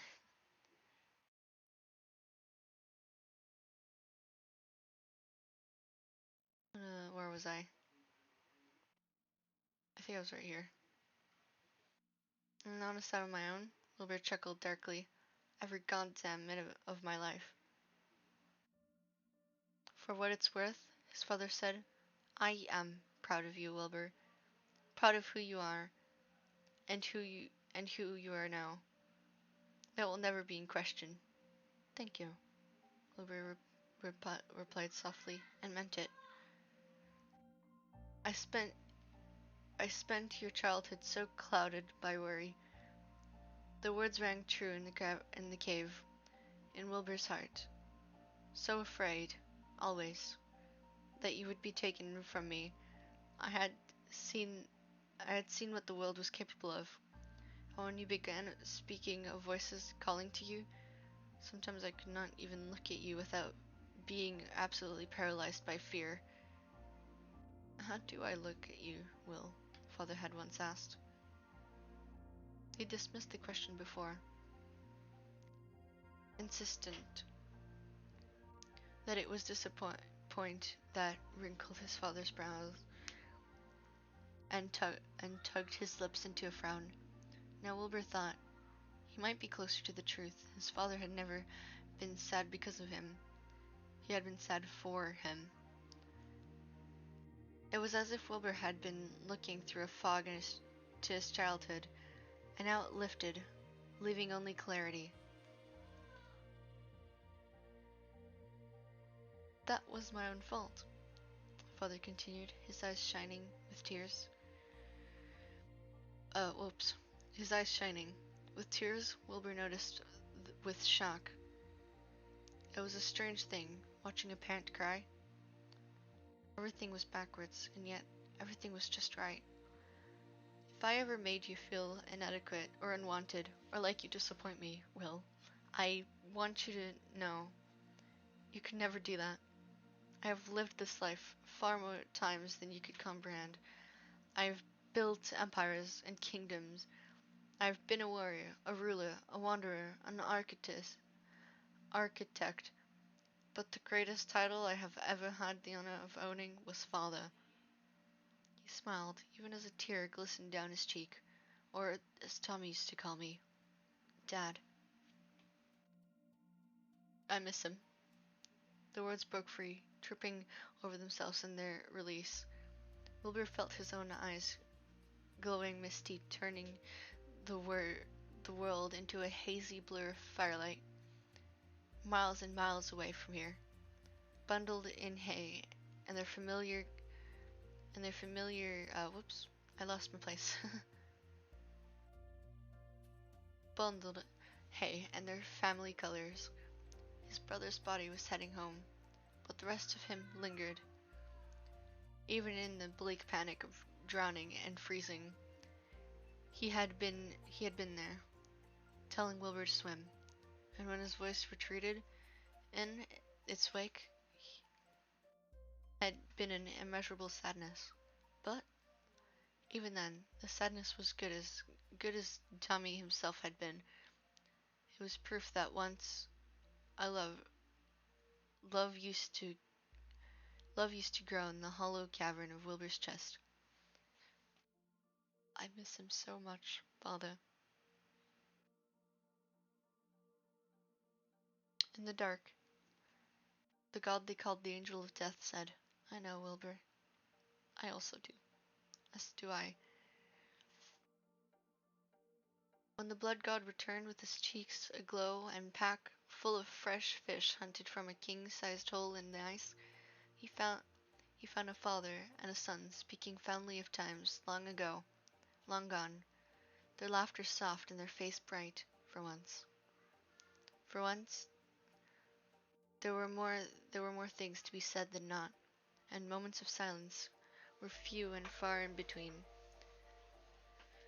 They ate and drank and toasted to murmured names, and the dead and buried.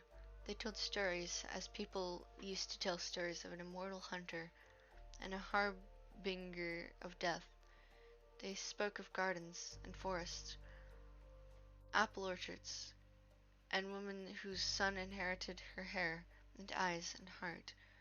But above all, they spoke of a thunderstorm, bottled in a boy, the sun of the center of everything, the sun at the center of everything.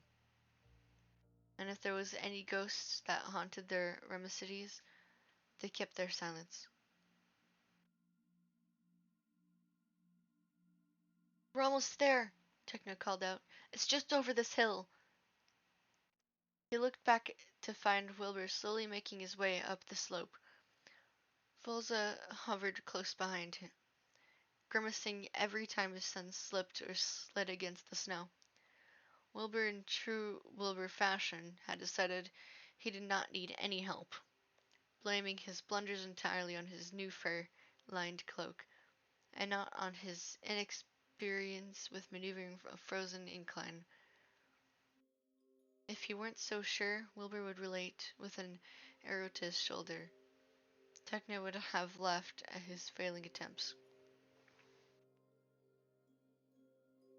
Techno leaned against his trident as he watched Wilbur swat away Phil's assistance. But unlike before, there seemed to be no true heat between the rejection, just Wilbur being Wilbur. Techno knew the fault line between them could not be healing overnight, but he had to admit it was nice, having Wilbur not look at his father with murderous intent every time. Ugh, Techno thought. When did I get so sentimental? If the voices had any comment, they kept it to themselves.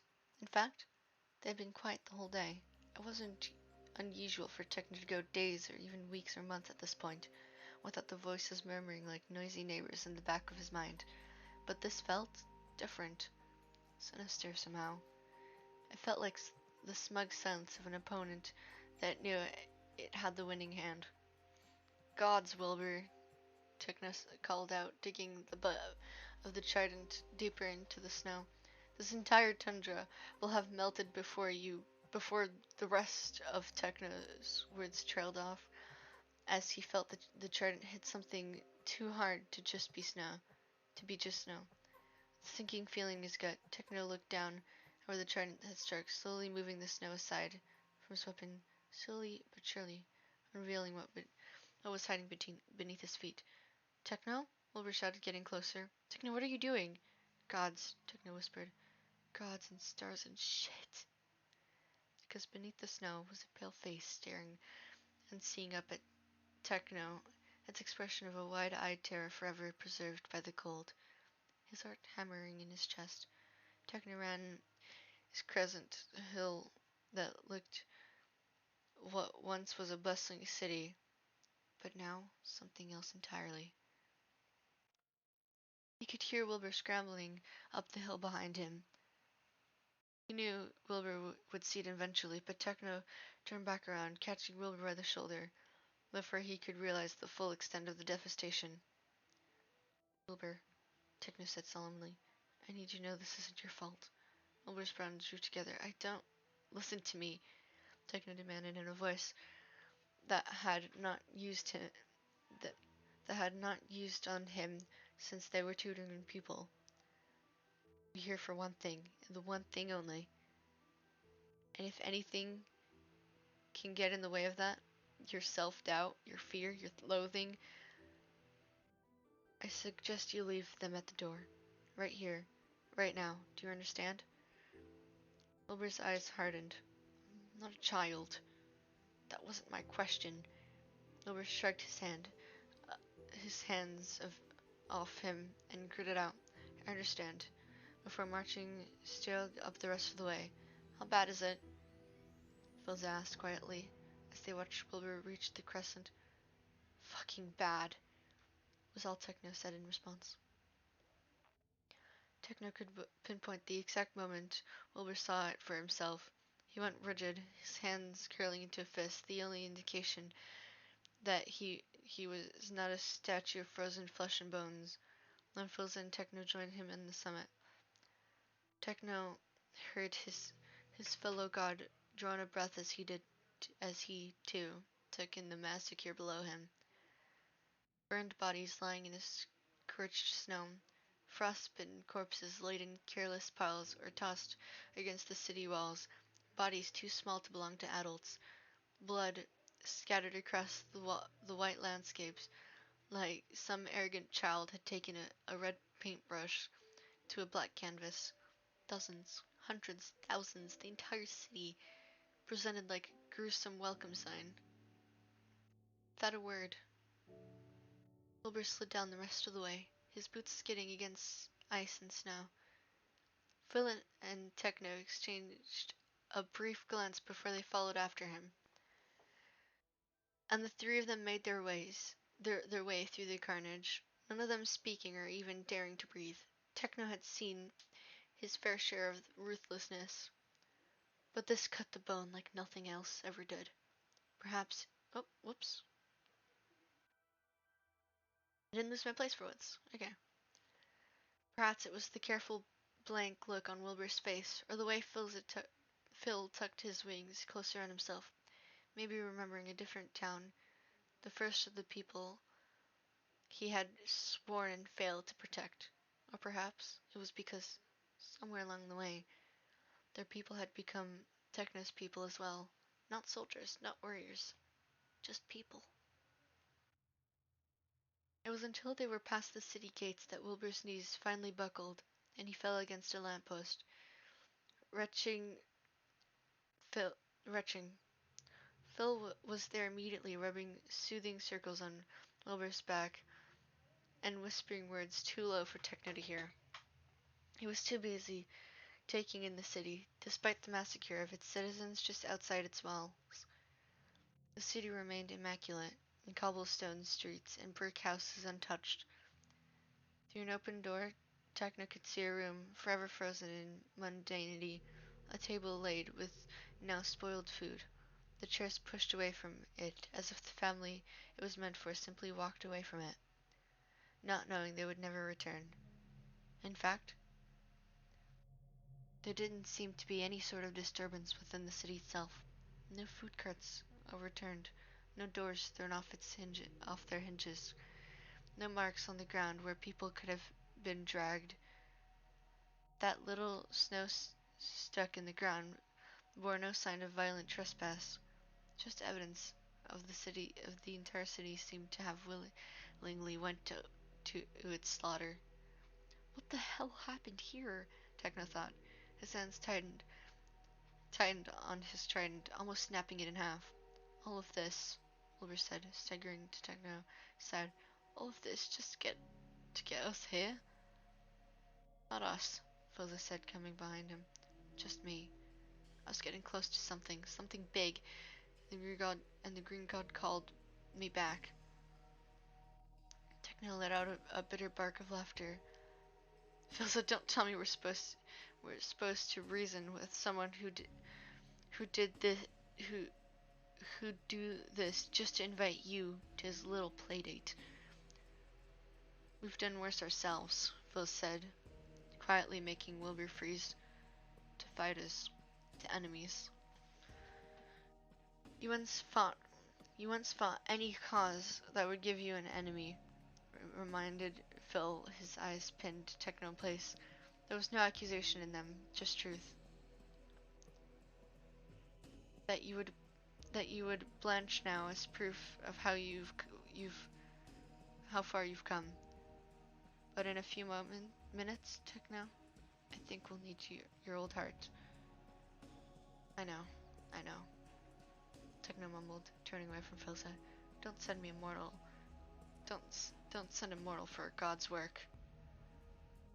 Hey, Wilbur said weakly. I'm right here. And we're so glad to have you here with us, Techno said wryly. Could you say that again without looking constipated? Techno shook his head, unwilling to discuss it any further. Wilbur was not meant to be here. Techno had already lost a brother to this war, and wasn't too keen on losing another. But he knew there was no force on earth, mortal or immortal, that could stop Wilbur from standing under this pale red sky, running a finger over the pommel of the rapier seethed at his side, with every intent to shove it through the heart and the god that killed his baby brother. 2 hours, wow. Give me a second. I'm just gonna check notifications real quick, because I do that every once in a while. Because for some reason, people like giving me notifications. And I like making sure my mic works. Hey! If you guys are a sub of Tommy, apparently the Minecraft server's up finally, which is pretty progress. Okay, time to continue reading now. In the distance, church bells began to ring. Oh. Philza met Techno's eyes. He's calling. Techno nodded, gripping his trident tighter, and were answering. They moved as a unit through the dead city. No sound except for the howling wind. Oh god. Howling wind and the insistent toll of the bells. The closer they got to the heart of the city, the more Techno felt like each footstep was not his own. They were greater gravity pulling them forward, giving them no choice but to descend. And then, as he came around a bend, he saw it, a bell tower, rising towards the sky, its bells still pealing away, and beneath its long shadow, a church of marble, with its doors thrown open, an invitation. It's not too late to turn back around, Techno said. Yes, Luma said, it is. He climbed the stairs, his apotheosis. What else could Techno do but follow? They walked into the church and found him immediately. He was sitting on a pulpit of marble. I bet it's dream. His legs dangling over its gilded edge. He was calmly reading a book, eyes leisurely moving across the leather-bound page. His eyes were the most striking thing about him, an unnatural shade of green that reminded Techno of overripe grapes, sour instead of sweet, and rotten to the core. The rest of him was unremarkable, save for the fact that he was wearing nothing more than a faded white tunic and trousers in a freezing cold. He could have passed for a mortal. Curly dark blonde hair tucked behind his ear, hands wrapped in bandages up to the knuckles, and a face that could have been a face Techno passed on the streets a million times over without remembering it. No, obsidian wings, her eyes, the color of flesh, drawn blood. A man, not a god. Yeah, I'm pretty sure that's dream. That's literally just what people draw dream. Let's continue. Fools and Techno exchanged glances. Is this really him? The quirk of Techno's eyebrows asked. I have no idea. Phil's shrug replied. Green God, Wilbur said loudly, stepping further into the church. We have come to demand. The man, the god, raised a finger to silence him, not taking his eyes off the book. Wilbur glanced up at Techno, his face in open disbelief. For a moment, the three of them stood at the threshold, awkwardly shifting from foot to foot, as the green-eyed being read on. Then, after a while, he took a deep breath, nodding to himself, and snapped the book closed, and finally considered the three men standing, below him. And then he smiled. And there was no question about what he was. There was nothing kind in him. There was a god, through and through. Finally, he said, I was beginning to think you'd never show. Techno froze. No, it couldn't be. It wasn't. Out of the corner of the eye, Techno could see Wilbur's mouth agape. He had never seen him so terrified. No, Techno whispered. Maybe he screamed. It. You too? Wilbur slowly nodded, unwilling, or maybe unable, to rip his wide-eyed gaze from the green god, because that voice came out of the green god's mouth. It was the voice, singular this time, and not a chorus, but still the same voice that had hounded Techno through the centuries, that tied him irrevocably to a young prince and his forest fire brother. The voices, he and Wilbur had called them, but in truth, it had only been one, echoing over and over like words shouted into chasm. A voice, the green god's voice. Oh, Dream's voice in Wilbur and Techno's head? Interesting. Surprise, the voice whispered in Techno's head, as the green god said the same thing out loud. Surprise! What's going on? Phil demanded, his expression half worry, half concern. Techno? He's the voice, Phil, Techno whispered, his mouth feeling dry. All this time, it was him. But how? Oh, that's a long story, the green god said, with a chuckle, the same low, haunting laughter that had taunted and mocked Techno for as long as he could remember. But first, how are you? You must be weary after all the traveling, especially you, Wilbur. So sad to hear about your brother. Mortals' hearts can only take so much hurt. He gave a casual shrug of his shoulder. Then again, immortal hearts aren't much different, especially if they've been foolishly given to the wrong person. Take the war god, for example. The angel of death merely drove his sword through a heart already broken. A flicker of dark motion, nameless, fleeting across the green god's face, before his unraveling smile took center stage once more. Speaking of the angel, did you like my invitation, Filza? I spent such a long time drawing it up, but I figured you only deserved the best war, right? Whew, Filza began with measured fury. The fuck are you? The green gods considered them with a tilt of his head, blonde curls falling over glassy green eyes. They call me by many names. You know me as the green god. Other brand me, the god of chaos, the progenitor. He who pulls, he who watches. All silly little names mortal gives me to something beyond their understanding. He placed the book he was reading on the ledge beside him, and raised his arms over his head in languished stretch. My friends call me Dream. I knew it! It's Dream! Oh man, I don't know why that makes me so excited. Oh man, okay.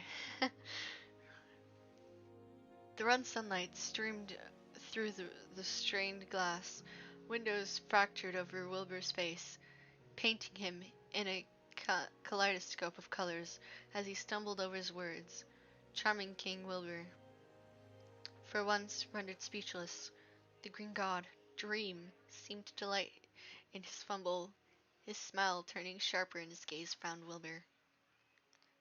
Wilbur, Dream said, I truly commend you for for that show with the explosion. You took most of them out in a fell swoop. But I have to admit, if Techno had continued on, he was going. I would have been forced to step in. I suppose I shouldn't have underestimated the great and powerful blood god. Wilbur shook his head slowly, as if coming out of a daze. All those people, all those people. His voice trembled. Why? How? Those are two very different questions, Dream said cheerfully. So why don't you start from the very beginning? Oh, that was fun. I'm gonna try and read the rest of the chapter. This is actually so interesting. This is not what I was expecting. Okay. I mean, I was expecting the green god to be Dream, but not in this way. Vilsa had no idea what was going on. All he knew was that the very instincts in his body was telling him to fight. He'd reach for the sword strapped across his back and draw it against the smiling man at the other side of the aisle. But he also knew that beside him, Wilbur and Techno were standing transfixed, and it was not his call to make.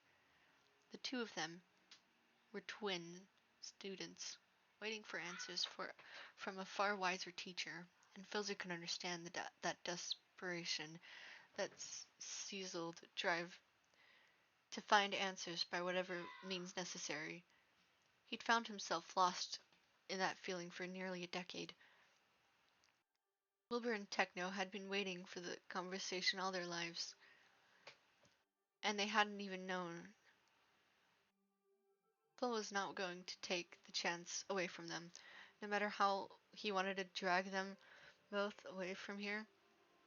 He stood his ground and listened. Dream's knowing smile seemed to be directed straight at him. First things first, said the green god, leaning back to his bandaged hands and considering the three of them carefully. I think you have noticed this already, even if none of you had the words to name it. This is the first story told. This is not your first life, nor will this be your last. Toby, no, not the Doritos again. Oh, this just, oh no. We're gonna use the Doritos to pog through the pain, I guess. I can use the Doritos right now. Okay, time to actually continue because this is really interesting. Out of the corner of his eyes, Phil saw Wilbur stiffen and Techno jerk forward. He moved discreetly closer to them, a hand on the pommel of his...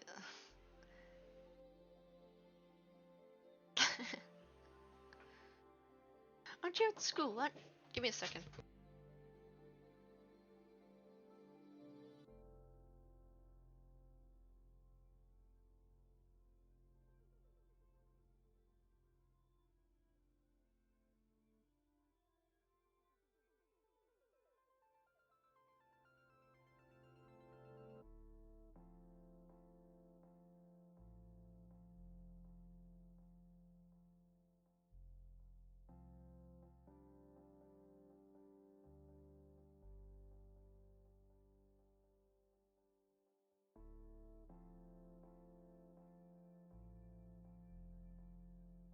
Okay, sorry.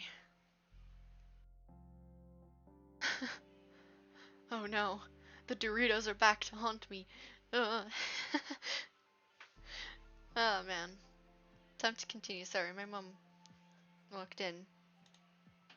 I need to make sure my mic's working. Yeah, it's working. Oh, I just saw messages.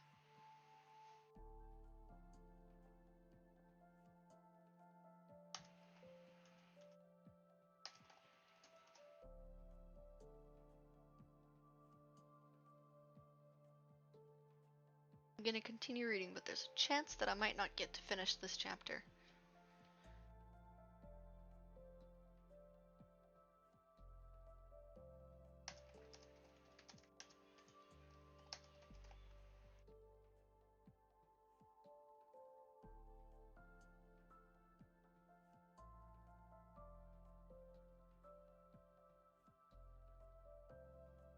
Hmm? Give me a second.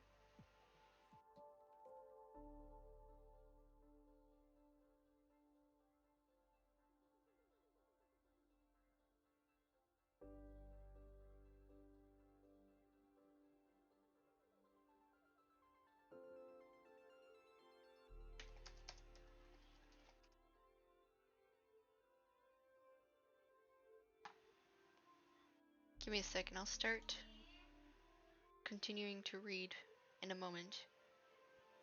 But there's a little chance I might stop.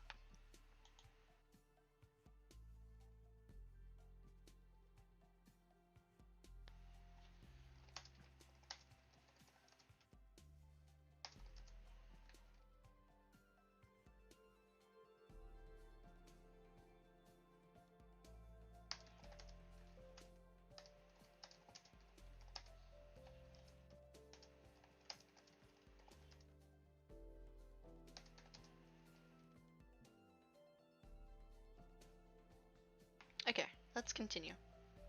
Gonna try and finish a bit quicker. Okay. Out of the corner of his eye, Phil saw Wilbur stiffen and Techno jerk forward. He moved discreetly closer to them and hand on the pommel of his sword, even as his head swam with the Green God's words. Troom smiled, only widened. You're a royalty now. But before you were a simple soldier. Sometimes strangers on your own separate journeys, sometimes rebels against a shared cause, sometimes happy, but more often not. He gave a soft laugh.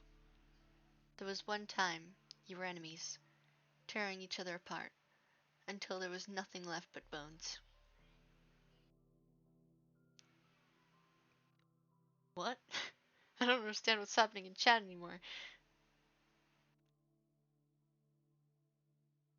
Give me a second.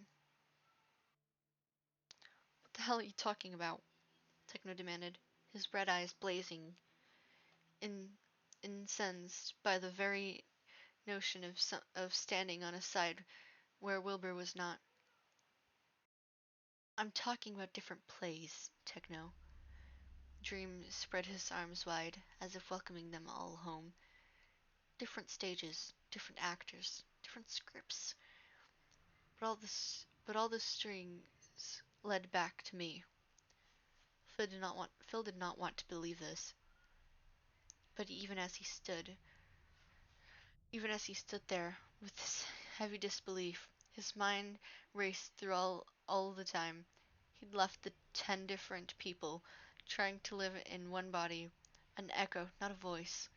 He thought about all the dreams of finding Wilbur in a dark room, of Tommy standing on a bridge that went on until the very edge of the world, of Techno watching him from an island in the sky, of all of them terrified and too real to be just dreams. If that was true, then Phil's bones whirled, and then he thought he'd always been dancing to someone's old songs, over and over and over again.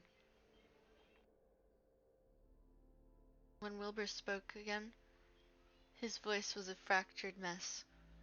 So everything has been you all along? No. Jim's expression was full of mocking pity. Not everything, just the big things, all the small, intimate details, all all the characters. That was you. To put it bluntly, Wilbur, I may have put those soldiers in your path, but it will, but it, but it was still your choice to carve a bloody path through them. It was still you that sounded that horn, still you that pressed that button. He shrugged. If you're still for absolution, you won't find it here. And the voice. Oh, that? Trim's grin was laced with venom. Honestly, I just wanted to screw with you. I had some fun for myself while I waited in the wings. Bills had turned to Techno and Wilbur.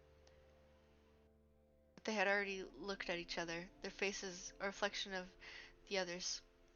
In all the worlds, They were the only two who couldn't truly understand each other in this. Filza was merely the witness. He'd seen Techno pull his hair out in anger, had seen Wilbur lose weeks of sleep, seen them both unravel at the seams over it. Filza himself had burned through libraries and cryptics looking for an answer, and now it was here, as simple as it was terrible. The green god was simply bored. You're a monster, Filza gritted out, his nails digging into his palm until they drew blood.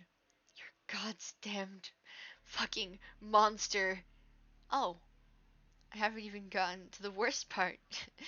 Dream laughed. Technoblade. Technoblade glared up at him, bloody murder in his eyes. You're the real tragedy here, actually. At that, Dream dropped down from the pulpit, landing soundlessly on the marble below. Techno and Filza instinctively put themselves between him and Wilbur, but the god simply leaned against the first of the pews, examining them with all with all the nonchalance of a child finding a curious bug crushed beneath his heels. I almost let you sit this one out, you know. Almost allowed you a quiet life in the woods with your family. Surprise broke through Techno's fury, but it was Wilbur who spoke up. His family? Oh, sure. Father, mother, sibling, a whole 9 yards. Siblings? Techno finally croaked. 3 sisters, Dream informed him gleefully. 2 brothers. Ah, but then I changed my mind. Couldn't waste all that dormant godhood in you. All the gods are major players, but none of them are as fun to play as with you. What did you do to them? Techno demanded, stepping forward. His trident was suddenly in his hands. What did you do to my family? Techno, Phil warned. Or maybe it was Wilbur. Dream smiled. The correct question, he said slowly. It was you. It was what you did to them. Techno lunged. What's happening in chat? What's happening in chat?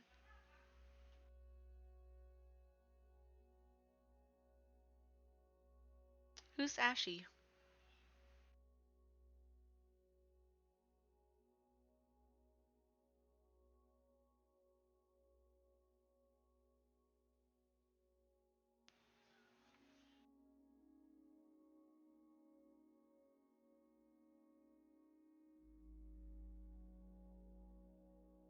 Oh, okay.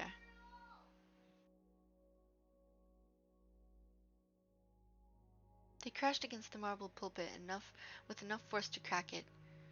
Techno had a fistful of the green god's tunic in his hands, and his trident in the other, breathing heavily as dust and chips of marbles rained down on both of them. He could hear Wilbur and Filza calling his name, but every other noise was drowned out by Dream's laughter, a sound that had become so familiar to Techno over the years. He had hated it with his life. And now there was a smug-looking face to attach it to. I told you, Dream spat in his face. I don't call every action, Technoblade. I present the choices and you make them. I was the voice, but you were always the blood-stained hands. I don't even remember their faces, Techno thought, tightening his hands on the green god's shirt until he could hear it begin to tear. I don't even know their names. And yet he was consumed by it, an anger that felt like his nerves singing at once, demanding the same thing: vengeance. Fractured light slanting over the two gods. The whole world was broken. Miserable thing. Why? Techno hated this despair that bled into his voice. But there was nothing for el- there was nowhere else to go. Why me? Why did you change your mind? He tried searching for sim- sympathy in Dream's face, but all received was the darkest sort of humor. You can start for me. You can search for meaning all you want, he said. Turn over every rock and read all the stars in the sky. But the truth is, Techno, you were simply in the wrong place at the wrong time. All of us, Techno growled, are just helpless insects in your goddamn web. Is that it? He thought he might have seen uh, something graver flicker over Dream's face. But it was gone before Techno could put a name to it. Not all of you. Techno was going to kill him. He was going to put his trident through that wicked little grin and be done with it all. But then he felt a pair of hands on his shoulders pulling him back. Techno, Wilbur's voice, leading him back to his own body like a lighthouse calling a ship to a safer house. We still need him. He still has to give him back to us. Right, Dream hummed as Wilbur dragged Techno to his feet. You still need me, Techno. Don't you fucking call me that, Techno spat. They had him surrounded. He was on the floor, leaning against a broken pulpit, and yet the bastard still looked like he held all the cards, because he did. Techno felt himself sag at the realization. Dream had everything, because he still had Tommy. Dream squinted up at each of them in turn, his eyes finally landing on Filza, who'd drawn his blade. Dream considered the sharp tip pointed, staring at him. That's the same sword you killed the war god with, yes? He asked, calmly, as if they were discussing tea. Phil didn't deign to give him the answer. Techno also recognized that look in Filza's eyes. Filza had been haunted by voices, but he demanded blood at the same time. But he demanded blood all the time. Did he at least fight well? Dream continued when it was clear none of them were replying. He must have, if he managed to kill your son. You will listen to me, Filza said, his voice as cold and lifeless as tundra they'd hidden through. I do not care about your stories. I do not care about you. But if you have all this power, if you can rewrite history, then you will give me my son back, or else. Or else what? Dream demanded. We've been down this road before, Filza. You have had a million chances to kill me, to end this loop. But still, here we stand, still at an impasse. But that wasn't quite true, Techno thought. He makes even the green god afraid. Somehow, despite everything, Filza had the upper hand. With one glance at the man told Techno he was as clueless as he had been in that snow-covered cave. It was there. The key to everything, nameless and out of reach. What the hell are you, Filza? And another thing, said Dream, slowly getting to his feet. He leaned against the ruined pulpit and considered them all with a strange expression, giddy almost. Only write the histories, Filza. Plentiful as they may be, but even I do not have the power to rewrite them. Once performed, an action cannot be reversed or penned. An ending cannot be restored. Wilbur stiffened. What does that mean? But a monstrous sort of chill had already settled into Techno's soul, even before Dream threw his head back and laughed and said, It means I can't bring back the dead. Your brother's gone. For good. How much do I have left? Oh, that's a lot less than I thought. Okay. Almost there, almost there, almost there. We're almost there. Woo! How many times Filza had often wondered, could a heart break before there were too few pieces to make it whole again? He had seen mortals survive the cruelest of fates. They would lose homes and livelihoods and friends and family, and still they would pick themselves up the next day and soldier on. But there was a breaking point. Filza had witnessed that too. But when did it come? Was it the second loss, or the third, the sixth? Or did it take one great tragedy to bring a man to his knees? Even the most fortified wall can fall with a single well-placed blow, and even the strongest god can fall with a single well-placed heartbreak. No, Filza's sword nearly slipped from his grip before he tightened his shaking fingers around it once more. You're lying. You must be. Why would I lie? Dream asked, his golden hair just shades darker than Tommy's used to be. You said it yourself. Resurrecting your son is the only reason you need me. Why would I give that to? Why would I give that up? There was a terrible sound, like the screech of a dying animal. It took Phil's a moment to realize it was coming from his own throat. He moved without thinking, without breathing. He raised his sword high over his head and brought it crashing down on the god that taken his remnants of hope from Phil's grasp, and dashed it against the wall. His blade shattered the marble pulpit, cutting the book the green god had left on the table into shreds of leather and paper. But when the dust settled, he found Dream standing unharmed a few paces away, looking unimpressed. I hadn't finished reading that, Dream complained, and it was just getting interesting too. And then there was Techno, taking him by the shirt and throwing him through the nearest window with all the force the blood god could muster. He crashed the straining glass, disappearing into the snow beyond. Philza and Techno were quick to follow. They bounded over the shattered glass, not even feeling it cut through their skin, weapons out and ready off to slaughter. This, at least, was familiar.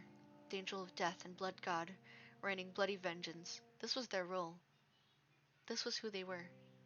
Droom had been flung against the wall of a building beside the church, and he sat in the rubble like a king lounging on his throne, his grin as lazy as it was malicious. So, said Droom, I take it you're angry with me?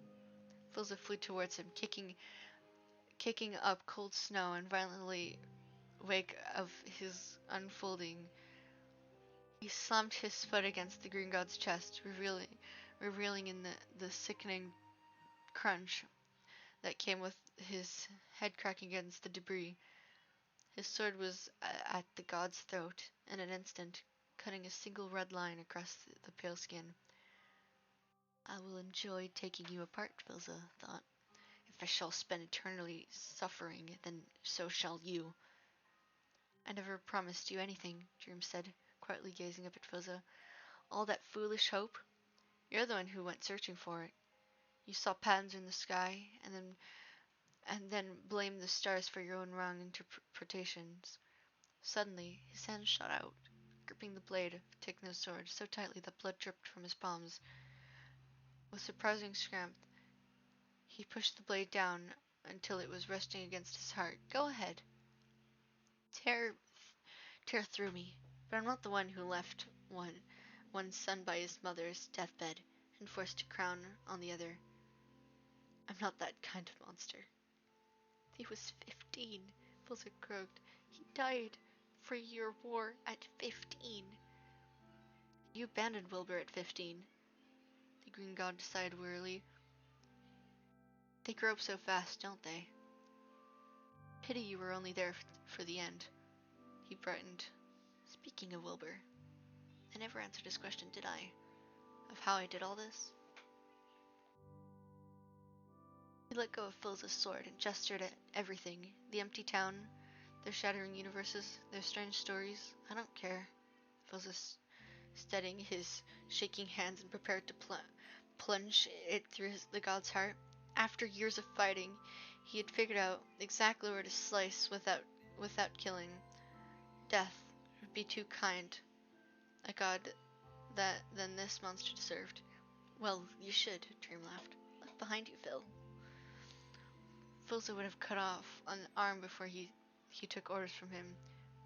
But then there was a small word that made Filza's blood freeze over, slowly moving his sword away with the green god's chest. Phil turned. He saw Techno making his way towards him, his unbound hair falling over his face like a burial shroud, his trident glistening in the dying sunlight as he spun it unexpectedly in his hand, ready to be Phil's fellow executioner. But then, behind him, standing at the window they'd crashed through, looking numbly out of the scene, was Wilbur. Puzzle watched, still as stone. Wilbur slowly drew his bow. A slender hand reached back into his quiver and produced a single arrow. He knocked it and aimed straight at Techno. Techno! Philza screamed in warning.